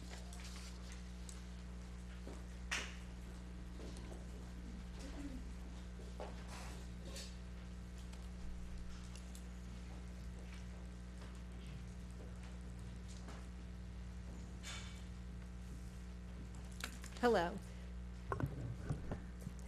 My name is Linda Schaffel, and I represent a group of parents, family members, and friends of South Central clients. If you want to just raise your hand. Thank you. My daughter Lisa lives at South Central Group Homes and works at South Central Industries Workshop. As you are aware, she and close to 90 other individuals with developmental disabilities live and work across the street from the Shawnee Rescue Mission. My daughter has Down syndrome and is intellectually impaired, as are most of the South Central clients. Due to their handicaps, we, their families, are concerned that if the rescue mission expands to a homeless shelter, our children's safety will be placed further into jeopardy. As it is, there are unsupervised clients from the rescue mission that have caused many types of concern on South Central property that has been undesirable, if not illegal. Tom Jones's own words from the September 5th Planning Commission meeting: there will continue to be inappropriate behaviors, and Shawnee Rescue Mission has no authority once the individuals leave the rescue mission property. I have to tell you that no amount of on-site security can give me or other parents peace of mind knowing that once they leave the building, there is no oversight. My daughter and other clients served by South Central are extremely vulnerable and are easily influenced by others. Of all people, the clients of South Central should be afforded the opportunity to live and work in a safe and positive environment. It has been brought to our attention that we are being cast as unchristian and mean-spirited. Why are we mean-spirited? For trying to prevent further aggressions towards our loved ones who in some instances have worked at South Central for over 30 years. During the last Planning Commission meeting, Commissioner Salter stated that these were the same concerns voiced 30 years ago when Angels Acres moved into the area, and everything turned out fine. Well, as a parent of a child with Down syndrome, I take offense to the comparison of individuals with disabilities such as Down syndrome, cerebral palsy, autism, and blindness, etc., to homeless individuals dealing with drug addiction, alcoholism, sexual offenses, and other criminal activities. None of our children have approached individuals demanding drugs, alcohol, sex, or their money, yet they have been victims of such requests as they tried to take a break at lunchtime or even sit on their front porch. In addition, we are here to show appreciation for the integrity of South Central in honoring our request to petition you on behalf of our children's protection. Although it has not been a popular position in Shawnee to oppose the rescue mission, South Central has still represented the ongoing concerns, the documented police reports, and the observed inappropriate interactions by the Shawnee Rescue Mission clients with our children. It saddens us that Angels Acres management has chosen to place priority on their business relationships through Westchester Management with Little Construction, the applicant on behalf of the Shawnee Rescue Mission, above the safety concerns of their clients. We also appreciate the fact that South Central did not coerce our children down here to make spectacles of themselves and get involved in issues that they don't understand. As police records indicate, Angels Acres manager personally called the police to report suspicious persons in their buildings, stolen items, shots fired, and other illegal activities since the rescue mission's locating to the area, as opposed to no calls prior to their locating here. As parents, it is our responsibility to ensure the safety of our children. If our children are placed in increased compromising situations, as has been evidenced by the actions of the rescue mission clients, then many of us have no choice but to consider removing our children from South Central. My daughter Lisa came to South Central from another group home in which she was not thriving as she should have been. I chose South Central because of its reputation and opportunities it provides for Lisa to thrive. Lisa has never been happier, and it would be a shame to uproot her when she has finally found her niche. We all thank you for the opportunity to share our concerns with you and simply ask, would you want your child living and working in surroundings that would further put them at risk? Thank you.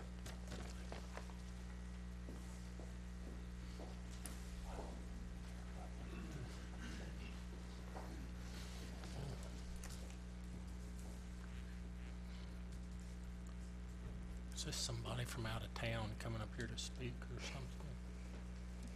I'm Teresa Cody, and I have a business on Main Street. Have for 20 years. Since the rescue mission has come to Shawnee, we have seen a lot of changes. When I came here and came back to Shawnee 20 years ago and opened my business, we had very few homeless people that you could actually see around. And we knew most of them. There was no big problems, but since they have been here, they have brought other organizations with them. Some have disappeared, and some are still around. Some are doing good, and some are trying. But I think we need to ask the questions, since the previous meeting from the Planning Commission, that there has been some changes made. I know that have requested several things, and it has changed. But we need to know, what is Shawnee Rescue Mission really asking for? They originally wanted a 43-bed facility, changed it to a 31-bed facility for individuals, agreed to a 31-bed family facility.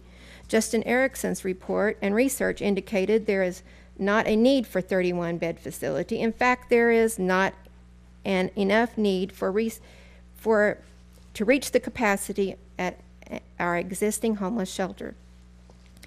Shawnee Rescue Mission explanation for existing 31 beds was that it met the grant specifications.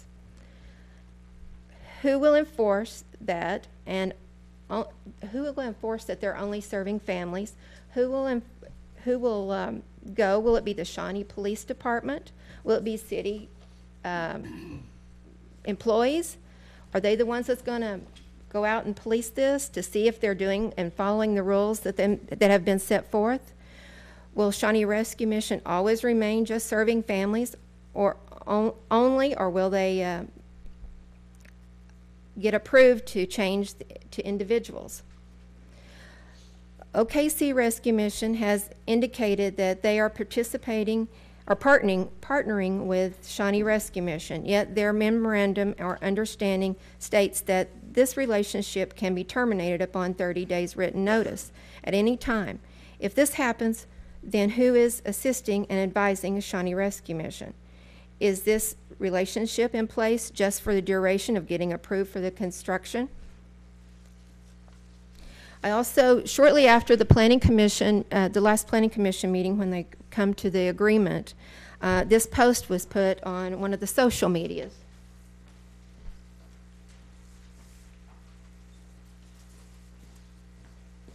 And I think it brings further to question if they indeed are going to do what they say or not. Steve, can you just read that so that the public will know what was said or for us, huh? Friday at 5:08 p.m. Like, this is in Facebook, is that right? Yeah. Okay. Rachel, well, I better not name No, don't name names. that. My God is able. Very thankful you provide service that you do. I agree and hope down the road of individuals that could shelter not just a family. I'm sure homeless individuals need your services too. That's what we are asking to do. This is coming from Shawnee Rescue Mission in a response. That's what we are asking for on November 5th, not just families, but homeless men and women. There is a huge need. Just drive by the parks at night and you'll see them sleeping outside. And then another individual, I agree, people with families and children should be first priority, but I'm guessing a lot of individual homeless people are homeless because they don't have a family or friends or any reason or another. They have been turned away and they have nowhere to go. Keep pushing, and I'll leave out the names. Well, thank you, Steve. That's instead of passing around, taking the time. Well, I would just say, it just recently came to my attention that there's over 100 churches in Shawnee. Well, I don't see that any of these churches are getting on board to do anything in their own backyards. They're wanting to do it here. Well, if each church adopted one, maybe even less, maybe 2 churches could go together to help one homeless person, then we wouldn't be having this discussion this evening. Thank you. Got time for one more.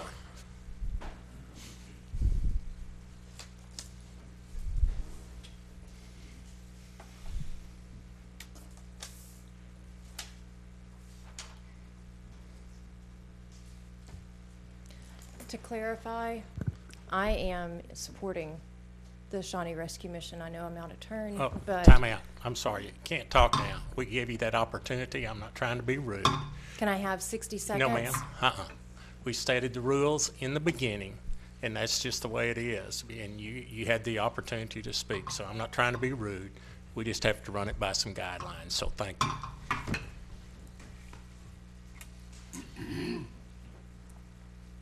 I would like to ask, since the being spoken from the public, I'd like to ask the commissioners, do you have any questions of the speakers?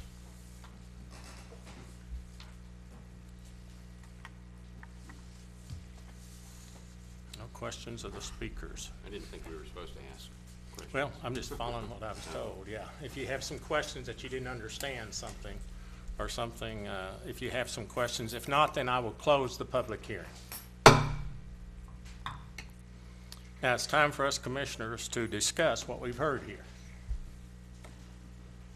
Well, And, I'll be the first to speak. okay. There are always going to be some homeless people. This is not, even if it were approved as a 24-hour facility, it's not going to eliminate homelessness in Shawnee. There are going to be people because of mental incapacities, drug abuse, maybe criminal histories, that either can't or refuse to abide by the rules that will ensure the safety of the other residents of these shelters. So there's still going to be people who are going to be sleeping under bridges, in abandoned houses, and finding other places to stay, and maybe trying to sleep at the library during the day. We're not going to eliminate that entirely. One of the big concerns I have is that with the limited operations of the Shawnee Rescue Mission as a food pantry, that already there have been a lot of problems in the area, as attested to by some of the residents that live there and people that own property there. And we're talking about going from a food pantry now all the way through a day shelter to a 24-hour, 365-day-a-year operation on primarily volunteer labor, skilled volunteers, and very limited funds. All the funds will have to be raised through grants and donations, and we're talking about $1.5 million for the building, in addition to several millions more for operations. And that involves some risk. Also, there's no reason under the current zoning that the Shawnee Rescue Mission cannot operate as a day shelter. If they can bring the building, if they can get the donations to bring the building up to code, and surely if they can raise millions to operate a 24-hour shelter, I think that they should be able to raise the funds to operate as a day shelter. They can operate a food pantry, soup kitchen, restrooms and showers. They can offer people a place to come during the day when it's hot outside. Laundry facilities. They can still have educational and career services, assistance with finding housing, referrals for drug and alcohol addiction. They can still do all these things under the current zoning. The city staff, they did a lot of work. I mean, if you look at this book, they did a lot of research. And what concerns me is that city staff says there is substantial risk to public health, safety, and welfare by approving a permanent overnight shelter without ensuring proper oversight, funding, and operation. And then they went on and made a recommendation. And the recommendation was, or what they stated was, approval of the applicant's request at this time cannot be recommended because of the outstanding issues relative to funding, operation, and need.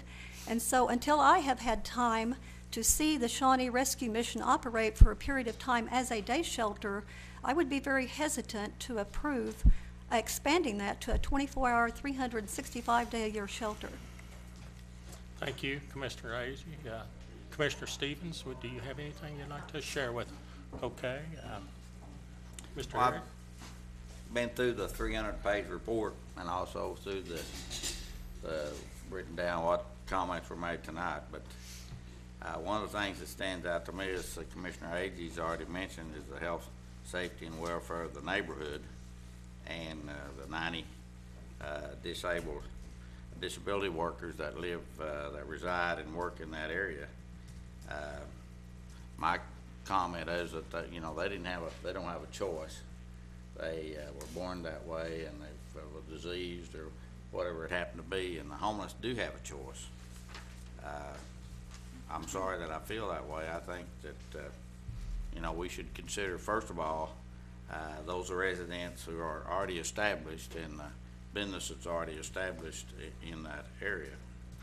And I agree with Commissioner Agee about the substantial risk to the public health and so forth. Of course, I have probably about 15 questions here that I went through the research, and anyhow, I don't know how in the world, you know, it's gonna be answered.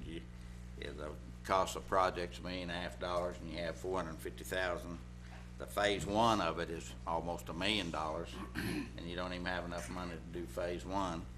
The police report just on the daycare scares the heck out of me when you're talking about prior to the rescue mission, you had 5 reports, and after the rescue mission was there, you have 55. So, I mean, all of that is a big concern.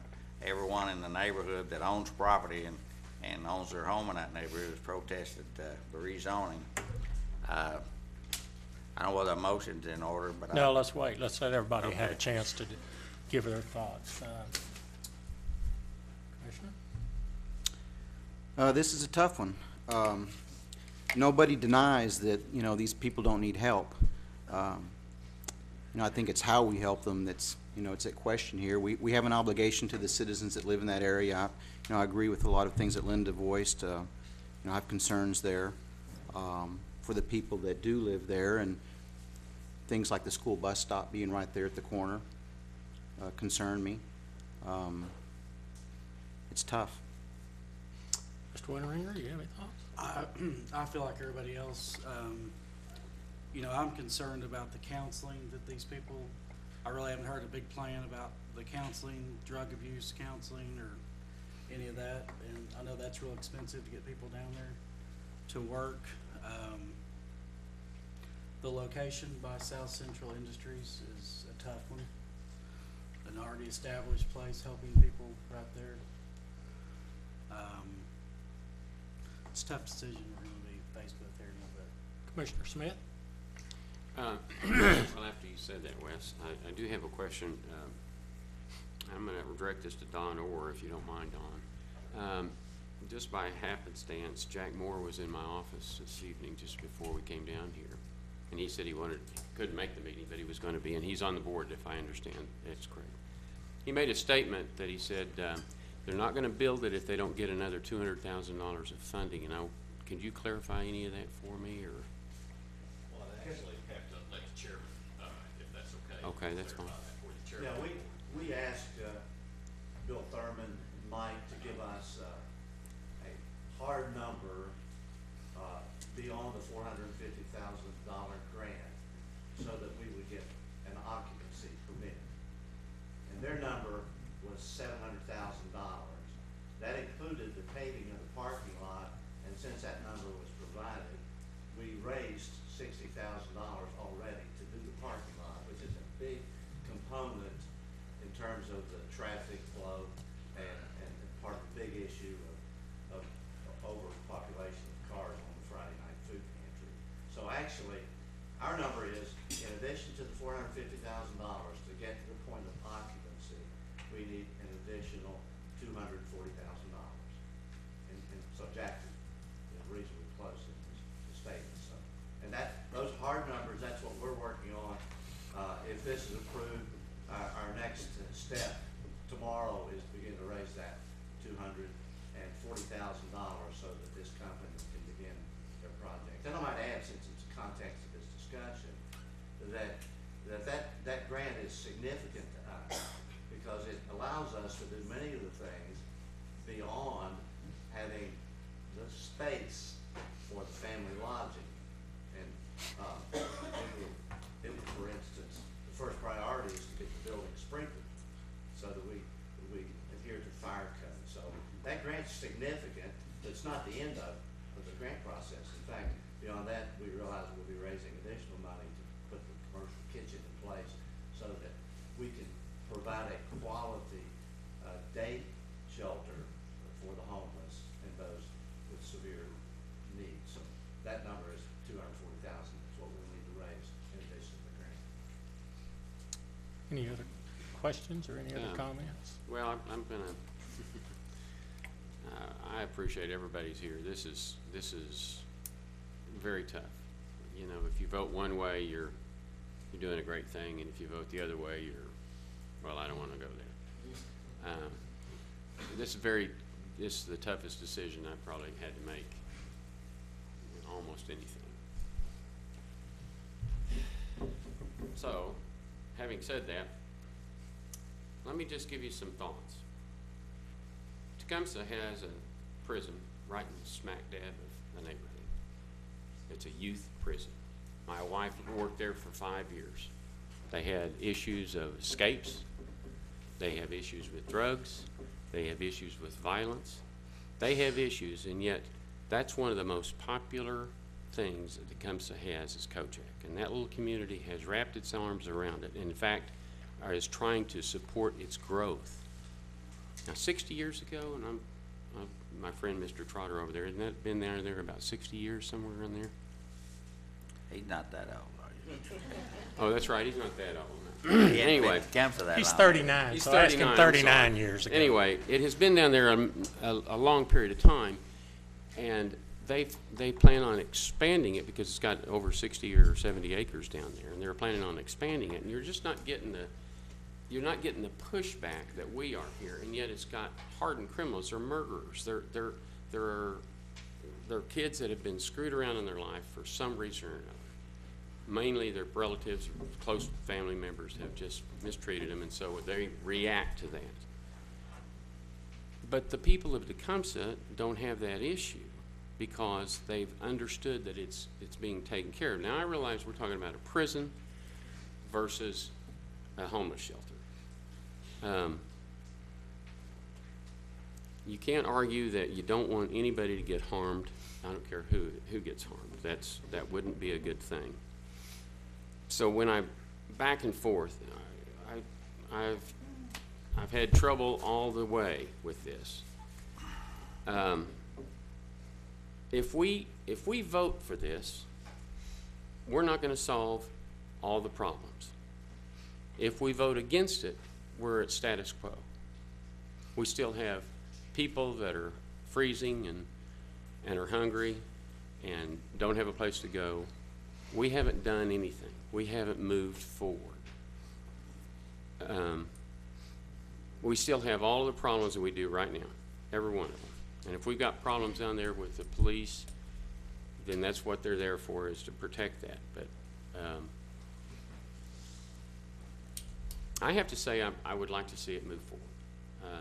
It's tough for me, and I'm not trying to give any people that are against it a hard time. I'm really not. It's been a very hard decision.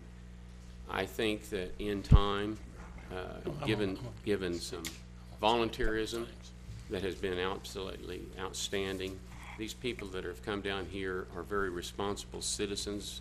Mr. Orr, for one of them, they're going to try to do something that's right, and I just have to think, in my heart of hearts, can we do something to improve it? It's not going to solve all the problems. It's probably going to develop other problems, but it's a step in the right direction. It may just be that would we lessen some of these issues, given a warm bed. This is a roadmap for you. You individuals are not fortunate enough to have this. This is a roadmap. It's a solution, not for every problem, but for at least 31 problems. It's not a perfect situation. We're still going to have struggles. We're still going to sit there and scratch our head and say, why did we do this? And I know it's not in my neighborhood. I feel that pain too. I understand that. But there are things that you have to think about in relationship with everything else. And I just have to come down on the side that I do support their efforts. I think that that's probably where the Planning Commission, which is an advisory to us, an advisory board, there was only one vote against this, and the rest of them voted for it. I'm not just saying this just to persuade anyone. Everybody's going to vote their own vote, but I'd like to see that we don't. You know, this homeless thing is not in our master plan. The city hasn't tried to go out, reach out, and try to do something like this. This guy's not asking for a dime of our money. He's doing this, and trying to put a coalition together of responsible people that have audits, that will sit on the board and try their darndest to make sure this thing works. And I just feel like that as a community, this would be a good thing. You're talking about property values. Having people sleep in park benches is not going to help your property values. Having people rolling around on the streets is not going to improve your situation. That would be more frightening to me if I lived in that neighborhood than having them at 9 o'clock be in bed, making them go by rules like you can't do drugs and you can't do alcohol and you can't have bad behavior. It's a roadmap for solving some of the issues. I'm sorry, having listened to my wife, and she's doing counseling at the high school, from drug and alcohol to abuse to you name it. I am shocked. Born and raised here, graduated high school here, has business here. I am shocked at some of the stories she tells me. Confidentially, I don't know any of these people. It's just a person. But if I started telling you what's going on to our high school kids, it would make your hair stand up. This community has got serious problems, and this is one way to start addressing some of the problems, not all of them, but some of them. And so I have to stand in support of it. I think we should allow them to move forward with this, and I may be the lone voice up here, but I think it's the right thing to do. And it's tough. It's tough. Thank you. I'll keep mine real short for time's sake. I will say this. There's a lot of people I know on both sides of this issue, and this is tough. I'll tell you what, this is not an easy decision for the bucks y'all are paying us. I'm telling you, this is a tough decision to come down on us. And I understand. I've toured the rescue mission. There's some great things y'all are doing over there. You know, a couple of things that I heard tonight that I don't think are factual, that the Salvation Army only feeds 5 nights a week. I have 2 friends on the board. They're feeding 7 nights a week.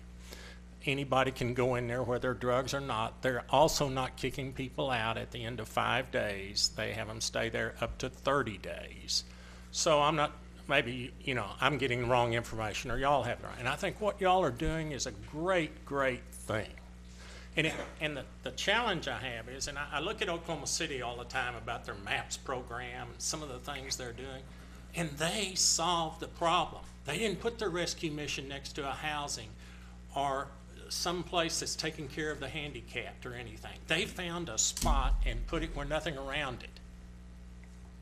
And it breaks my heart that y'all did choose this spot, but maybe that's the only building you could find or whatever it might be. But I just want you to know that I think if the vote goes tonight, no, it's not shutting you down. It's just saying you can continue, if I understand this correctly, you can continue as a day shelter. I hear you've got all this support and funding behind you, and people are gonna support you on it. And secondly, I think you can start your drug program. I heard that you were wanting to do drug counseling and some of those things, and I don't think under the existing zoning that you have, I think you can continue to do that. And again, I think you're doing a great job, and I understand where you're coming. I will just say this in closing. I've talked to 2 people that live up north that are members of 2 separate churches that have called me and said, Wes, you need to support this rescue mission. And the exact words to them I came back is to find out how strong they believed in it. I said, you have a big empty lot on the south side of your church. Would you be willing to put it up there because they maybe need another location and could do it? Oh no, we wouldn't want it up here. Now what's wrong with that picture? That really concerns me when people are telling me to support it, but yet they don't want it next to their church or in their neighborhood. So I think however the vote goes, I have no idea, but if it votes not to change the zoning, you can still be in business and progress. And my challenge to you, if that vote goes that way, is make it the best day shelter that's in this state and get the people around you to love you and then come back here and ask to expand it, if it goes that way. Enough said. I'd move that the rezoning conditional use permit of the property located 204 North Louisa be denied. I'll second that motion. Have a motion and a second. Phyllis, do you have the players that made that? Huh? Do you know who made the motion? You want me to repeat it? Okay, I'm sorry.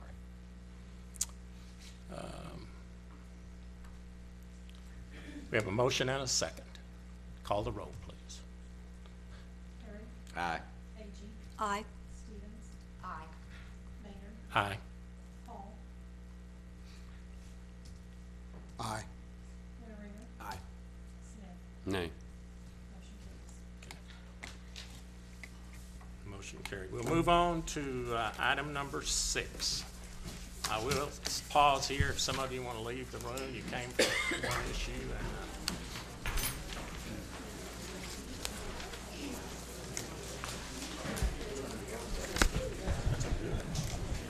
You got any water over there? My throat's kind of... There. Yeah. I think you took some coffee and smoked that, so Coffee's smelling good. It's gonna go home now. So far it is.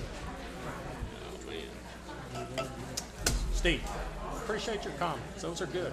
Hey, you know what? This commission is not supposed to agree on everything. You know what? And I believe that. Diversity makes a good commission.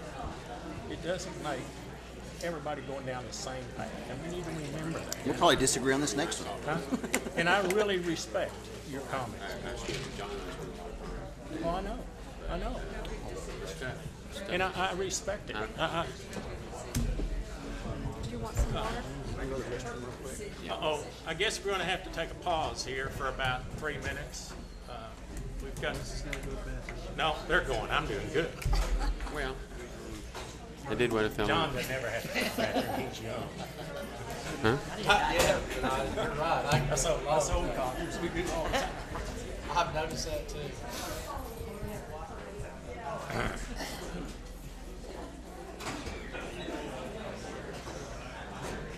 Wes, I was glad. Well, I wasn't glad. I was starting to break out on the other side. It's here. They heard one side. I was freaking out. I was very proud of both sides. They did really good. You know, I understand, and that's a true story. And then go back to this church. These guys are... That's a good answer. Huge. Let's put that. Hey, Melissa, make it the best day shelter you can and then come back to us. I'm Sarah. I mean, Sarah, would you? Huh? Make it the best day shelter you can and then come back at us. You'll be proud of us. Thank you, dear. Great. And he says, you two men, I said, I live across the street from that. I hear you. There's just so many variables to everybody funds someone else. Well, they don't have really the funding together. But they're telling us how much money they got so then they can make it the best day shelter. They'll lose that grant. I hear you. They should have got a grant. Apply for it based on that before we get the zoning.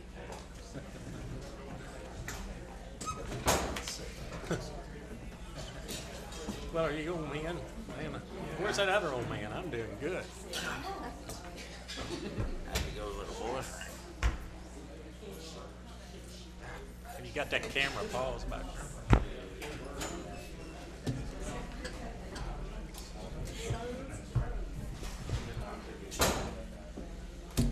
I think they need to set their clock back. Huh? They need to set Yeah, their our clock back. clock's not right. Hey, I'm gonna speak to the city manager about that in our discussion. Let's put that on the agenda. I'd like to add an ordinance. It's already cooled off. Yeah. Pam, you about ready?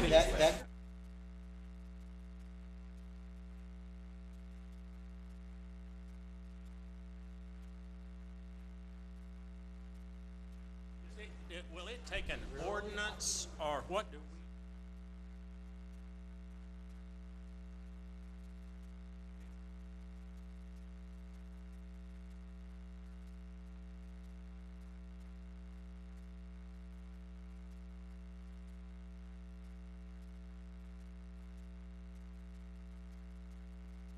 Go. Hurry up, it's 9:30. I know, man, I'm hurrying, it's 9:30. Here we go. Item number 6, consideration and possible action on a revised ordinance regarding water and sewer rate structure. Staff report, please.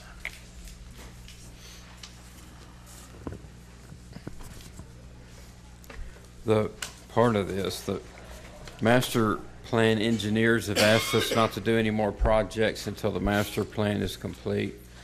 That's one aspect of it. And we're not asked, this recommendation is not to do away with it, it's to postpone it for a year so we can get the projects lined up and move forward after the master plan. We'll still do, like this year, there's $1 million in water rehab, there's $1 million in sewer rehab. We're doing lift station rehab, which was $130,000. We're still doing projects, and that won't change, except big projects that have to do with the treatment plants, both sewer plants and the water plant.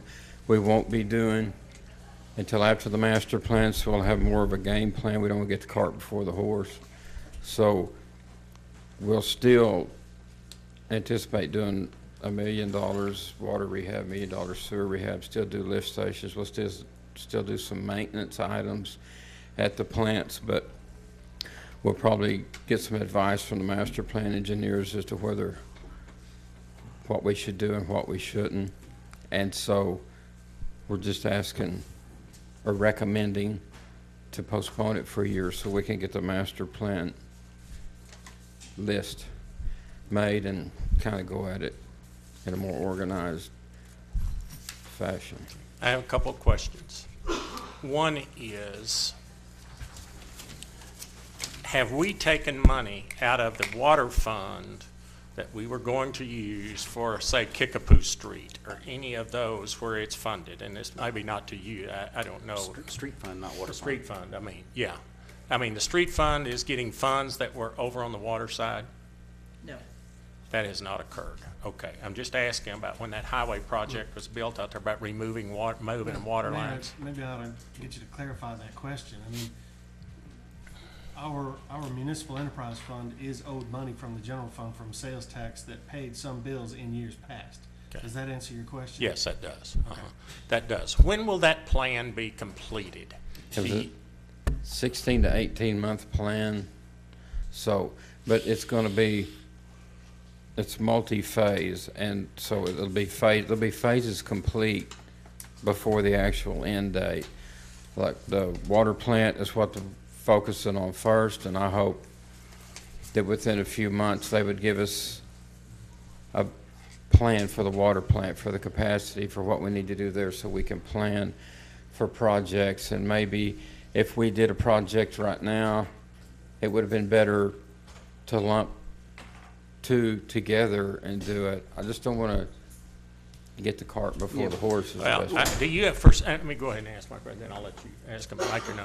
Do you foresee us not needing more funds down the road to spend more money? No, you'll never hear me not wanting money. Okay, that's exactly what I thought. Now, I may be wrong, but Cindy, you may correct me on this. If we do not keep our rates that the previous commission has done, has approved, and to pay off debt or whatever we use it for, we would be about $500,000 less on water and $250,000 less on sewer collections. Per the rate study, that is. Per the rate study. So that's $750,000 we're voting to, if we vote to delay this a year.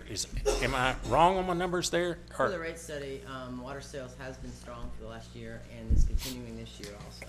Okay. The other thing that I tell you, I have to tell everybody in this room, I am scared to death that we're not going to get rain enough to fill our lakes.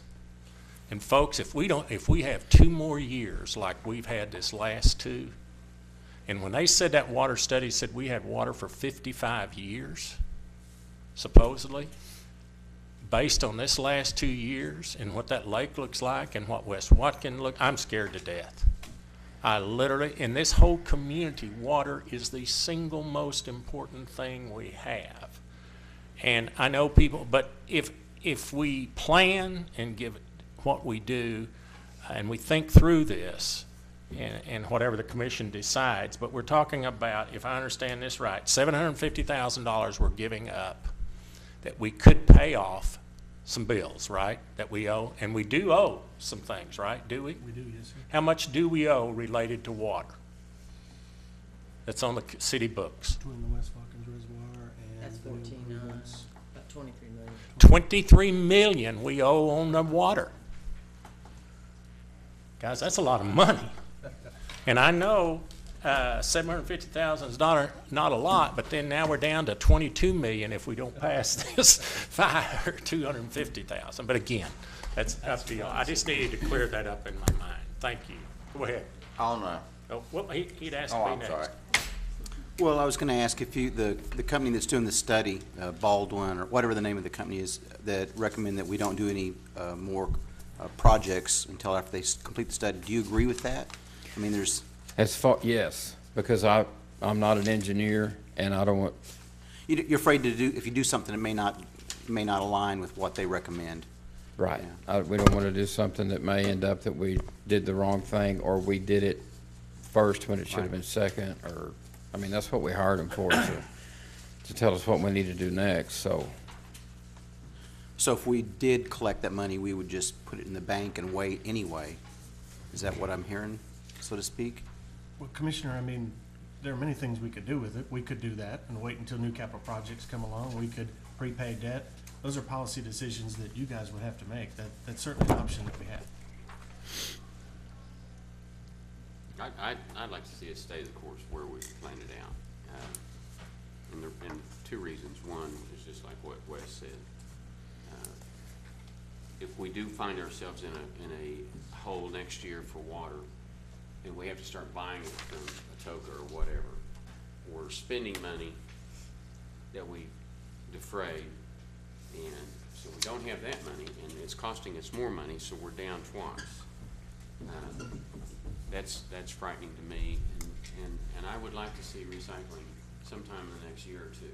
If we defray it, and then we get recycling in here, that's gonna double up on our citizens. We're gonna have a rate increase on the water, and then we're gonna have a rate increase on the recycling.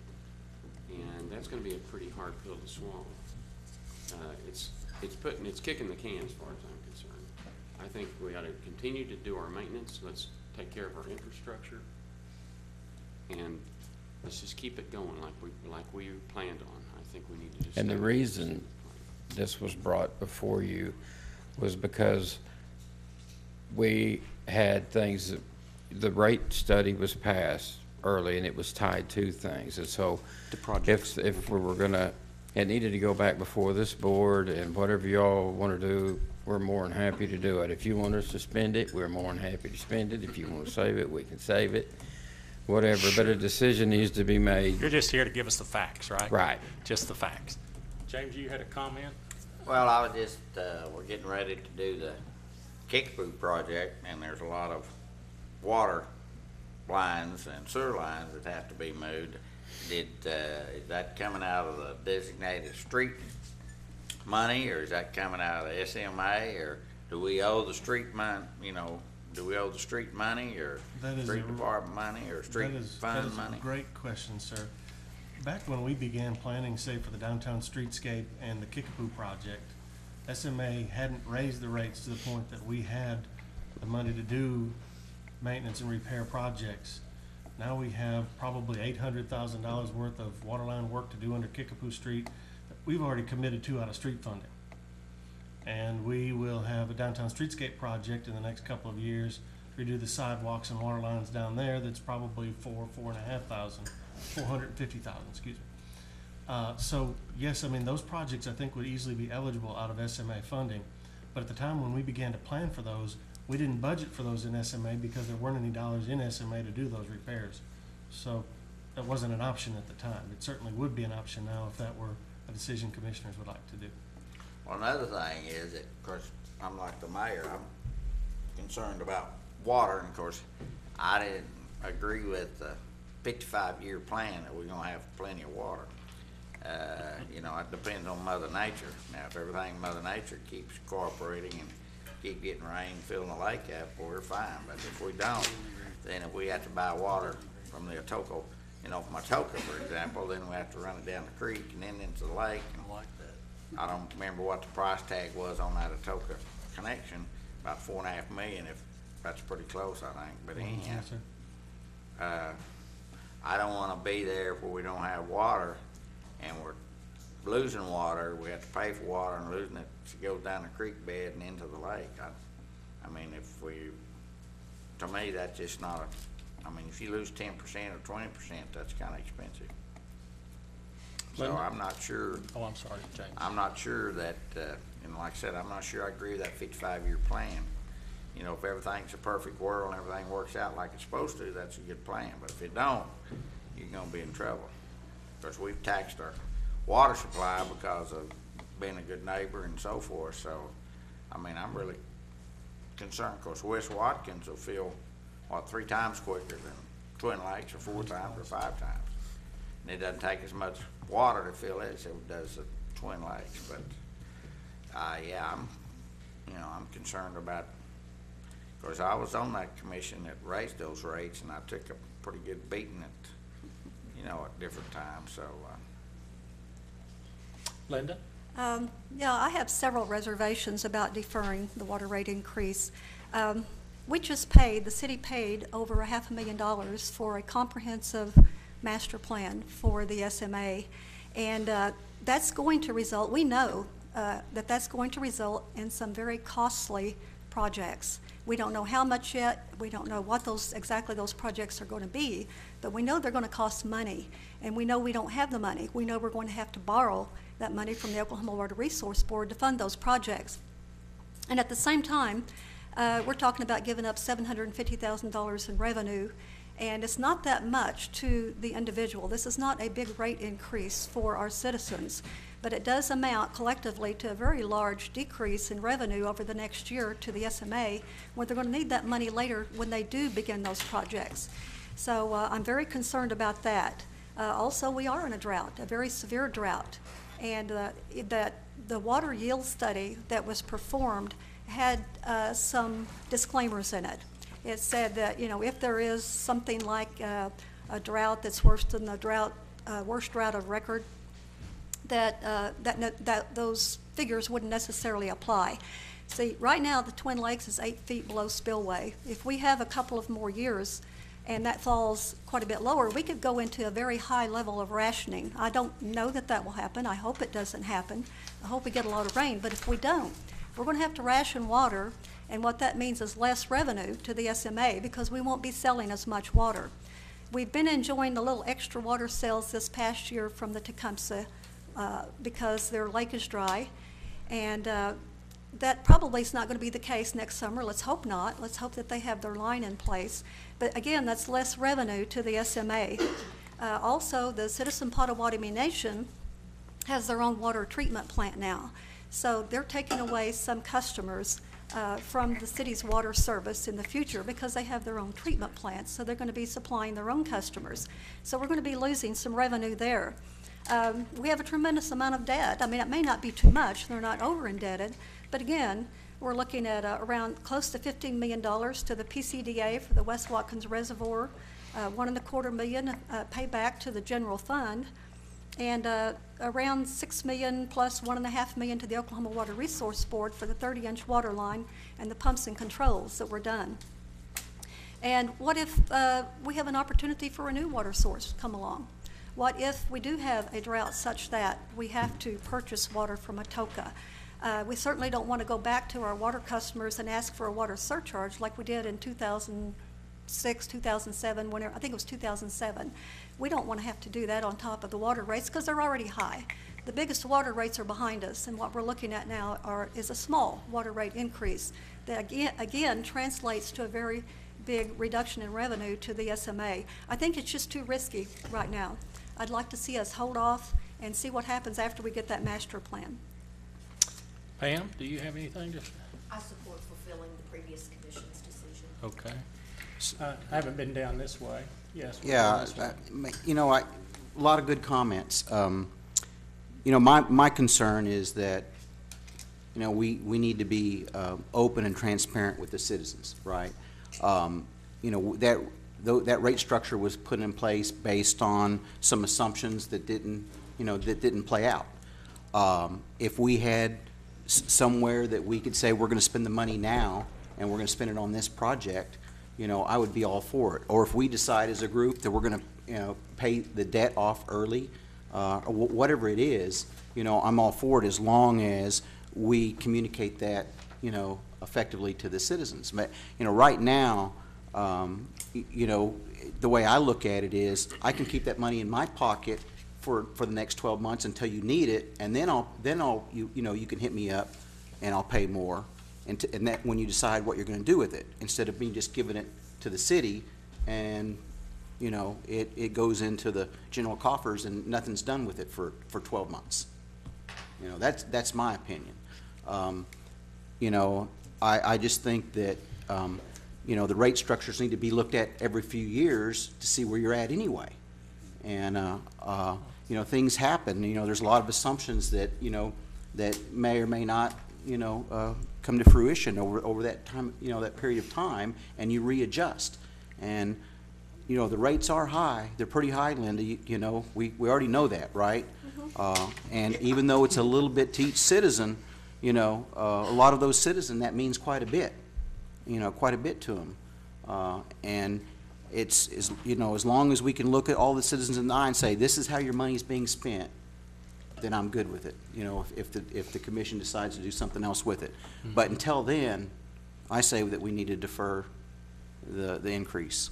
I agree with you, Keith, that we need to constantly analyze the water rates to see if they need to be adjusted upward or downward. But I think that the timing is just not right now with the master plan influx. It's just not right the right time to do it. Mr. Winteringer.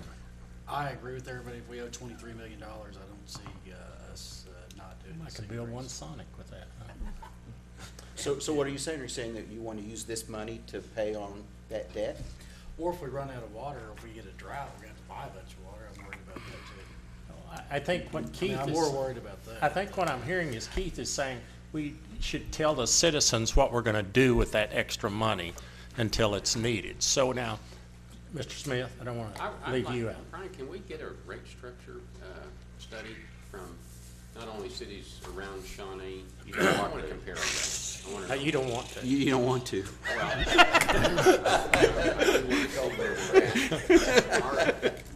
Our situation is you know, we're blessed we have these lakes. We really are. Oh, but that's we've got to make sure there's a whole bunch of things coming up that I'd rather not talk about publicly like that. I'm just saying that let's just stay the course. Let's go back the way we were and stay the course. But I would like to find out. I don't want to spend any money if it's going to cost a lot of money. I'd like to find out what some of the cities, our size, and our neighbors are paying. I'd just like to know that information. I think Linda's got some of that data. I did a little bit of that, and ours is quite a bit higher than some of the others, but some of the other water rates, I think because of the way they're not a separate entity like the SMA, that they have to go to a vote of the people in order to raise the water rates. So in a lot of cases, it's easier for them to raise taxes somewhere else, maybe sales tax or property tax or something tied to another project where they can use a portion of those funds to make improvements to their water infrastructure. And sometimes they may even go out and raise sales tax to make those improvements. So all of their money to support their water infrastructure doesn't necessarily come from their water rate. Let me kind of clear up something for the record here. Our city manager and Mr. Beard here are doing and brought this to us based on some conversations that some of us commissioners had with you. I want to clear up for the public record, it was not I did never get that feeling that you were saying you believed in what we were doing, but you were kind of doing it through some things that, and I was part of that group, and I apologize, meaning as I begin to dig into it, I find myself greatly concerned. After we talked through that one day, I find myself greatly concerned about the debt we have. and not fully understanding it. And I want everybody to know here in this group that you two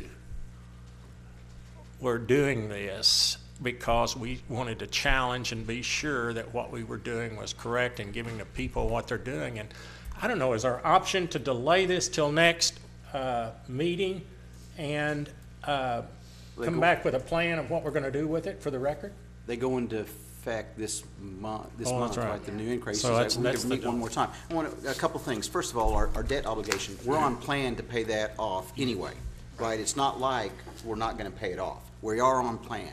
Second point, I'm almost afraid to say this one. If, you know, I do business with a lot of the public utilities, the regulated public utilities, and I can tell you, I'm 99% confident, that if it was a regulated utility, if this was OG&E, we would be having to reduce this. The utility commission would be asking us to reduce this rate. But when we're taking You know. street money, that money was designed for the street to pay water, then that makes me think. We're not actually doing that, though. That's not what we're actually doing. Well, that money could have been spent on streets if we didn't have to, if we had money in our water fund, right? Let me clarify. I mean, there are eligible projects that did not have funding that we could have identified in SMA that we could have used for water line repairs. A couple of examples would be the Kickapoo Street project or Main Street. So that totals probably, city engineers giving me a roundabout figure of about $1.2 million in water improvements under those streets that we would do as the work of those streets is redone. So if your question, Mayor, is could we use the SMA funding for those projects? Yes.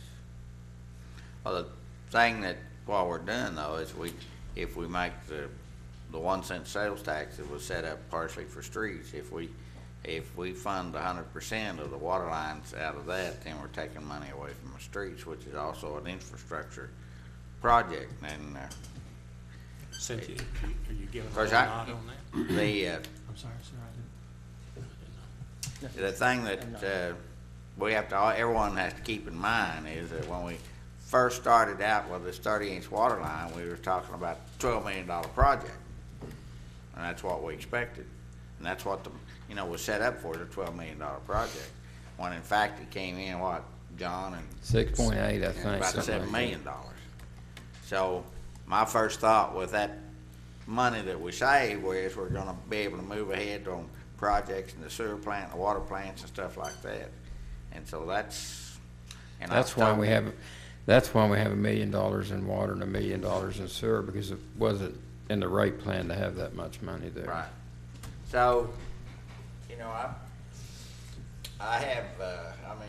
people go to Carl Jr. every morning, they want to know what we're gonna do about the water rate, so Well, I will take the blame for that. I was part of a meeting and I refused to talk to the newspapers saying I didn't know how the commission would vote on it. But I will say that the word got out there that we were looking at it, and we are looking at it, and I think we should continually look at it. Yeah. I don't feel bad about I honestly could go either way on this, but I just want to make sure that we have a clear understanding of how the money's being used and, what's going to be moved. And I would like to comment on if we do recycling next year and we have to pass that cost on to the citizens, I agree with you that that's going to be a cost. But if I'm going to pay, is it $10 next year or $5 this year and $5 next year, I end up paying more, if I implement the rate increase now on the water, and later the cost of the citizen is going to be more doing it that way, although the bump that they pay is less. They're sure going to see the bump, and that's what they're going to see. Our commissioners, we worked on the solid waste deal, and we had it put in their bid what recycling would day, and I've had very few, if any, comments, about curbside recycling. All right, we're getting off subject. But what I'm saying is, we need to cross, we've got a lot of work to do before we talk about that, because I'll be honest with you, I still want the meters that we don't have to send a man around, and, of course, my wife will kill me, but, you can push a button and shut it off. You don't have to send. Does that mean she doesn't pay her bill on time? Well, no, we wouldn't do that for the water. I know, but now with OG&E now, they call in and say, read my meter and shut it off. Well, they read the meter and shut it off. So you know, but, seriously, I can see the aspect of saving water, based on those meters, and I know, you know, hadn't had time to do it, we hadn't had time, you know, and haven't done it, but, and to me, that's still a viable, you know, still a viable expense for the $1 million in that. When does this rate increase? Is there go into time to effect? come back to the next meeting, you know, on our next commission meeting, which is still this month, and have a plan on how that money would be spent? Or just tell us, we don't know. No? How about these? Okay. Why? Okay, we understand. Technically, we bill in December for November's consumption. So technically, that ordinance went into place November Sure. 1st. Okay. And our meeting didn't fall till November 5th, but we're not actually technically billing for the new rates yet, because that doesn't happen. When do you So- start your billing cycle, Phyllis? First billing cycle, zone one will be about the third week in November. Okay. Well, then, we either, our options Well, are. I mean, I think we need to, I agree with Keith, I think we need to put together a program. If we need to, pay off the street department, I say, you know, pay off the water line, sewer line, and for the Kickapoo project, then let's do it. So if we But vote, they are reading for those right now. I understand. if we vote to keep it just the way it is, okay, along with saying we need to hear back from you so that we can notify the citizens what we're going to do with this extra funding, if there is any extra funding, and make it more visible. Is that a, And we can do a deferment until January too. We could do the same thing you know, when it deferred to November, we can defer it for another 3 That's an months option also, yes, to sir. give us time to lay out yeah, but every month, that's a lot of dollars. Let me remind you of this. You don't have to vote to leave it like it is. It is like it is unless you vote to change it. So if we don't receive a motion Yeah, to change it, then it just. then the stays. increase goes into effect. The increase first. The increase Well, will the go into. increase has gone into effect. But, I mean, you know, we just ignored it last time too. So, we're only, 5 days in, but, you know. Here's an easy fix. Okay, here's an easy. I'm all about easy. Obviously, if we're going to keep it going, which is fine with me, to me, obviously, it should pay for Kickapoo, and the amount of money that we're talking about would pay for Kickapoo. So, nail it. Well, you know, we're needing $3 million for the swimming pool. Now, no. But in all honesty, I mean, taking that money some here or where, that can always be used somewhere too if we do this, because, but enough said. So if we use it for Kickapoo, if we use it for the Kickapoo water project, would the street money be refunded, that $750 or whatever it is? And that gives us money to fix more So potholes? yeah, out in front of my house. But you have to remember, you don't get that money tomorrow. We understand that, sir.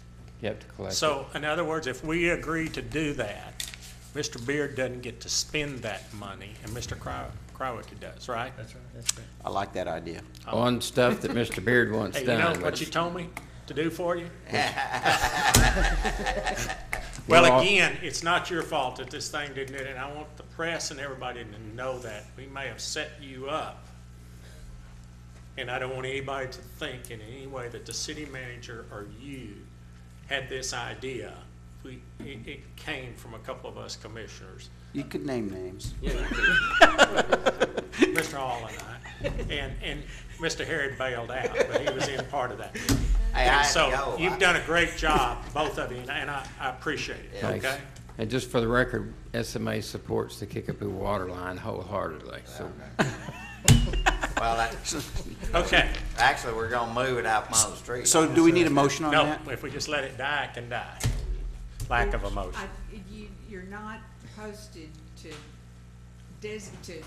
change the designation of what you're gonna do with that money. If you want something beyond No. what staff has told you they'll do with the money, then that needs to be on. I think vote too. we're trustworthy. I think they're trustworthy, so I think. Okay, so do I have a motion? So it dies of lack of a motion. Okay, number 7, consider a resolution declare a certain item surplus property and transferring of said item to the Shawnee Civic and Cultural Development Authority. Staff report. very quickly, Commission, the Expo needed a truck, and we gave it to them, and we need to get the books right for fixed asset purposes. So moved. Second. Have a motion and a second. Wait, Phyllis is shuffling papers here. You're gonna have to read that, huh? A resolution declaring certain items of personal property surplus and no longer needed for city purposes, describing said items and authorizing the sale of, that's the wrong resolution. That was the auction.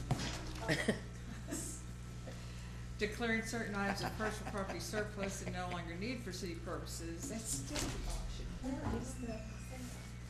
They both did I'm a nervous wreck. Who's on first? How about a resolution declaring certain items of personal property surplus and no longer needed for city purposes and transferring same to the Shawnee Civic Cultural Trust Authority? I like the way you read that. Okay. Do we have any discussion on that matter? Huh? Call the roll, please. Oh. So moved. James, Mr. Hall and James did James. and I second. Mr. Yeah. You're shuffling papers. Yeah, don't matter. Sure it does Aye. for her records. Aye. Aye. Aye. Aye. Aye. Aye.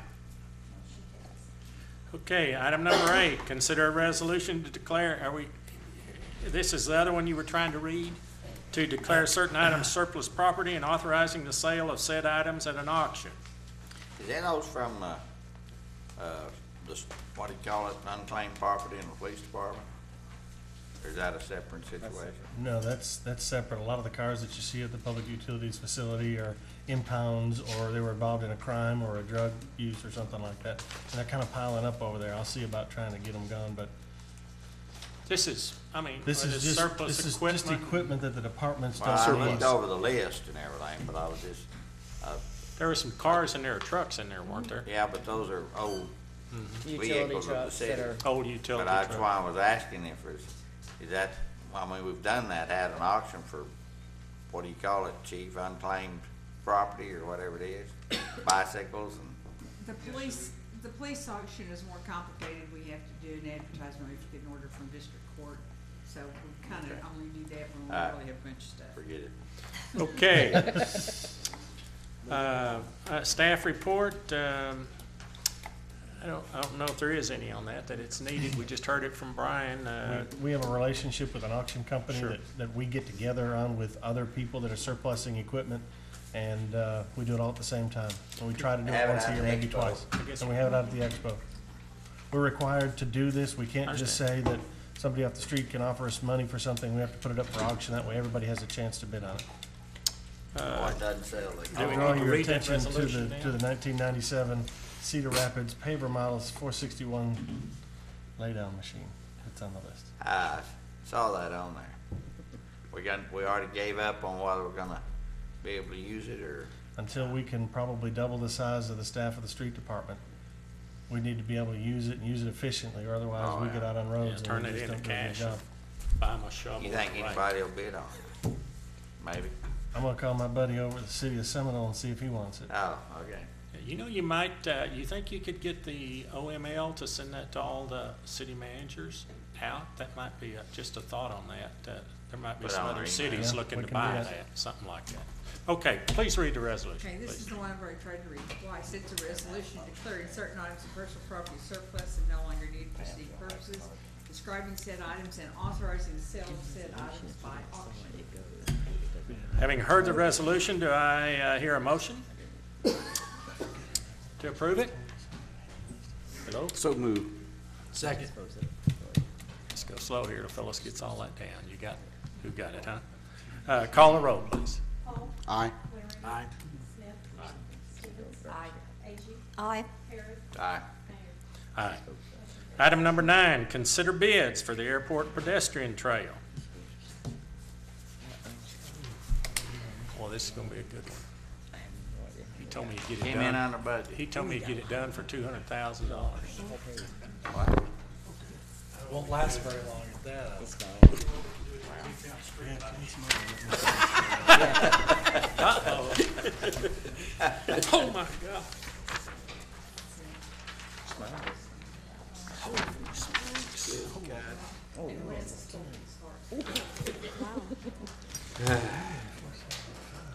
got a number of alternates in there. Are we repaving the Airport Drive? Airport Drive? No, sir, not on this. This is the bid opening for the Trails Project around the airport property, about almost a 4-mile trail. We opened up bids. First bid opened up was from Rudy Construction. Their bid was $763,176.50. Second bid open was from CP Integrated Services from Oklahoma City. Their bid was $986,995.32. Next bid open was from CGC LLC out of Edmond, Oklahoma. Their bid was $692,547. Next bid was from Shell Construction Company out of Oklahoma City. Their bid was $799,410. The next bid open was from All Roads Paving out of Oklahoma City. Their bid was $635,932.96.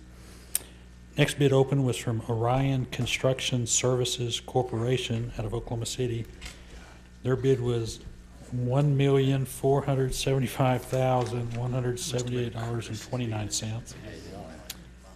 Next bid was from Bishop Paving from Oklahoma City. Their bid was $633,409.90. And the last bid opened was from SAC Services, SAC Services, Inc. They're from Oklahoma City. Their bid was $971,502.60. And our estimate for the project was at $697,299.50. And we would ask that these items be deferred, tabulate the bids, see where all the unit costs are, what the prices are, and to come back with a recommendation after we discuss funding. Alternates in there. There is no alternate in it. It's an asphalt track. As alternate as to what? To fencing or anything or nothing. No. That was strictly the track, not to fix the fencing or anything? Oh, yeah, Well, It's in there. there's fencing in there, but we have Right. to relocate the fence along Right, Airport Drive understood. because the track's being widened to 10 feet along certain sections. Okay. There's opportunity, though, to look at maybe having the street department do some of the items at work or eliminate some items. I'll second We'll that. look at We that. have a motion and a second. Motion by Mr. Harron and a second by Commissioner Smith to defer it. It's saying defer it. Like Until they have time to study. look at it and all that. Any questions of him or anything? Huh? Okay, call the roll, please. Aye. Aye. Aye. Aye. Aye. New business. Any new business? Mr. Mayor, no new business tonight. Administrative reports. Mr. Mayor, no administrative reports tonight. Commissioners' comments. We gave them an hour and a half to speak up out there. Is there anything y'all want to talk about? I think we ought to just buy a bunch of exercise machines and put them out in Rex's hangars and forget this track thing. In the big hangar. In the big hangar. In the Yeah, big just hangar. one of those big hangars out there he's got. Put about 40 or 50 of them in there and just free to the public. Just walk around the track. It's gotta be cheaper. But I Well- know that's not gonna go over, so. I want to throw something out to the commission that I'd like for them to start thinking about, and I call it planting the seed. I attended a water meeting the other day and talking about it, and I kind of go around when I give public speeches and things and kind of have a cause and make people aware of some issues facing the city, and I'm hot on the water deal now being a big problem. But the comment was made to me that the city of Las Vegas, and Brian, you were at that meeting, and I don't want to mix the numbers up, but it's like they're 10 times, twice the size they were 10 years ago, right? And they still use the same amount of water. Because they don't irrigate or water Well, the yards. I understand, but you know, they have They pay incentives. to put concrete in the But what yard. I'm telling you is we as a city need to start thinking about these things. And you know, one of the things that could be a huge fix is for us to pass an ordinance that only 1.6 gallon toilets can be installed in all new construction. And so that doesn't sound like a lot, but that's a lot of gallons, you know. Excuse me, but I thought that was, you can't do We follow the International Building Code guidelines, which call for the new ones to be. Is it on there? 1.6, yes, sir. Well, The trouble is, we have a lot of old houses that have, 3 and 4 gallon. but 5 can I gallon go out faucets. to Lowe's and hire a plumber or hire a plumber to put in anything less than 1.6 gallons? I mean, greater than 1.6? Not anymore. You can't even buy them anymore. Yeah, they're hard to find. Well, then that's what we need to be sure we do. And we need to look for other ways. I will tell you that, they have incentives, and I paid a $300 water bill this last year a couple of times. And I'm the guy that, It's water main line, that's where it's going. I'm not arguing that. I'm not complaining about that. It wasn't. It was wasteful, you know what I'm saying? And we may have to be faced with that we have brown lawns in this city, But we have got to address this water thing, folks, for down the road, because it's scary. I think James has his own water well, and he can't get the water flow out of it to do his own irrigation. He's on the city too, you know what I'm saying? But the water tables are going down. It's a major issue, and somehow we as a commissioners, if we're going to look to the forward, we've got to start thinking about ways to conserve water in this city and get people to buy into the program. So that's my commissioner comment for the night. Anybody on this side have any comments? Do we know, I know that the trail was one of the issues that we set up in bond, is that correct?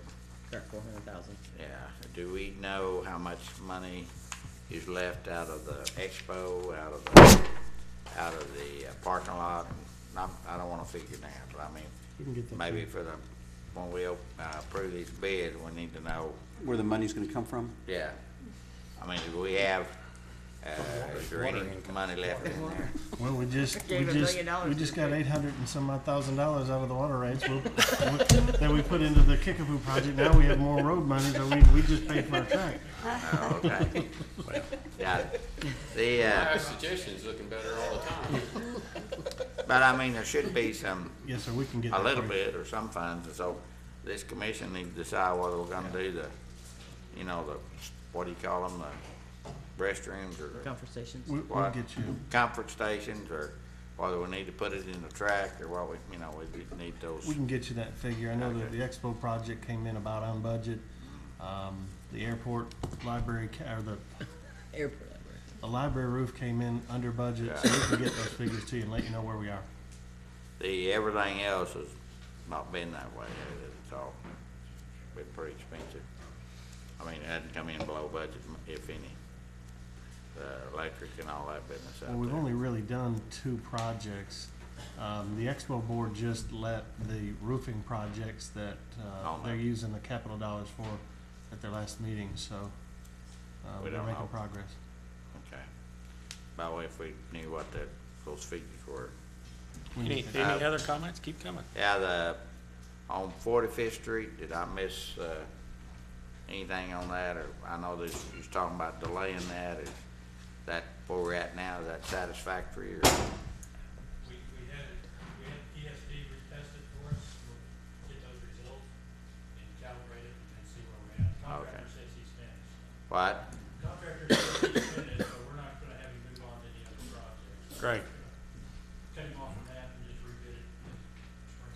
Okay.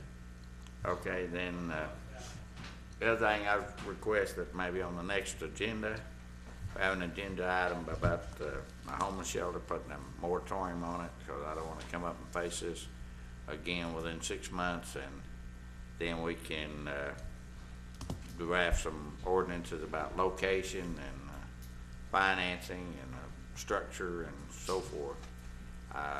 One problem I had is any kind of a business plan that I'm familiar with, you have a financing in place when you start a project, $1.5 million project, you don't run out there and say the Lord's gonna take care of me and do that. So I think we need to have ordinances in place to cover that, and especially the location where they can be. I guess one other thing. It's 5 after 10. Oh, okay. No, Yeah, I know. that clock isn't interesting. Yeah, when they're doing this study, and I think maybe I've asked this before, they take a look at that ozone building out there, what are we gonna do with the dang thing? The master plan, Yeah, people, yeah, we've had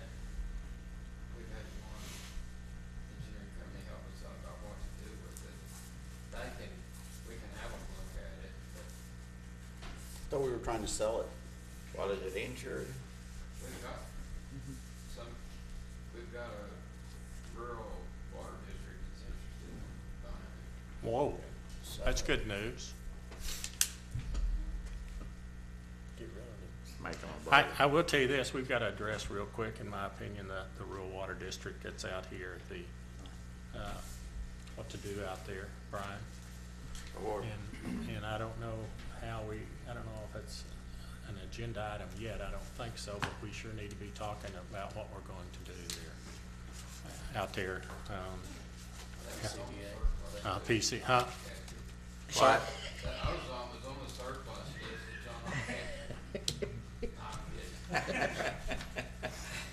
that John Anything I else missed it if it was. on commissioners' comments? Okay, we're going to recess our regular meeting to the Shawnee Municipal Authority meeting. Please call to order. Give us a roll call. I'm calling it to order. Don't have to? Okay. Go right to that. Okay, consider approval of the consent agenda. I have a motion by Mr. Smith. Do I have a second? Second. Call a roll, please. Smith, Aye. Hall, Aye. Henringer, Aye. Stevens, Aye. Agee. Aye. Harrod, Aye. Mayor, Aye. motion carries. New business, any? Mr. Mayor, no new business or administrative reports this evening. Okay. I don't think we need to vote on this to adjourn it, do we? You, power of the chair, you can. I'm not gonna, business. I'm gonna use the power of the chair and move right on to our airport authority. Okay, declare it adjourned. Adjourned, that was adjourned. Okay, we're now on the airport authority. Okay? Past your bedtime. Declaration of a quorum, we already have that. I'm calling it to order. Consider approval of the consent agenda. So moved. Mr. Winteringer, motion. Second? Second. Mr. Hall, a second. Okay, call the roll, please. Winteringer, Aye. Hall, Aye. Smith, Aye. Stevens. Aye. Agee. Aye. Harrod, Aye. Mayor, Aye. motion carries. Any new business Madam Mayor, or Mr. Mayor, no new business or administrative reports. I'm on sorry. either one of those, huh? That's correct. Okay, I'll entertain a motion to adjourn. So moved. Second. Motion and a second.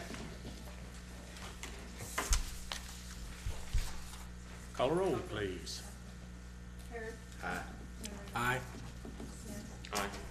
Stevens, Aye. Agee. Aye. Hall, Aye. Mayor, Aye. motion carries. Okay, I'm going to reconvene our regular commission meeting, okay? Item number 15, 16, and 17, I'm going to read them, okay? Consider an executive session to discuss city attorney's employment contract pursuant to 25.0.S5 point. Consider an executive session to discuss the city manager's employment contract pursuant to 25.0.7. Consider an executive session to discuss defense of Wilbanks versus City of Shawnee, Pottawatomie County, CJ 2012-00478, pursuant to 25 OS 307B4 on the recommendation of the council that public discussion would impair the ability of the city attorney to adequately defend the city. I'd like to have a motion for us to go into executive session. Do I have one? So moved. Second. Okay. Yes. Call a roll, please. Harrod, Aye. Winteringer, Aye. Smith, Aye. Stevens, Aye. Agee. Aye. Mayor, Aye. Hall, Aye. motion carries. We're going to meet in Brian's office. Mr. Mayor, I forgot that we actually had the Wilbanks thing, so we probably better go downstairs because it's some more lengthy discussion. No? Okay. She's past her bedtime. Yeah.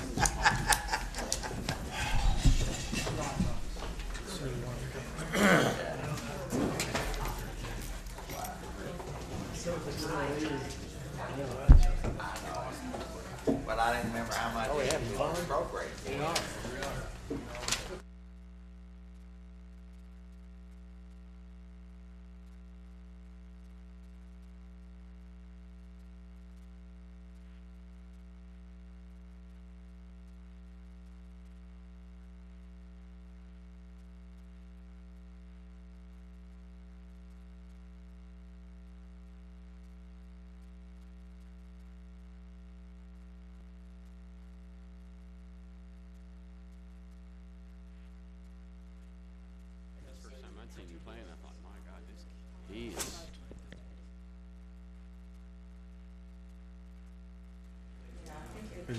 south of you or north of you?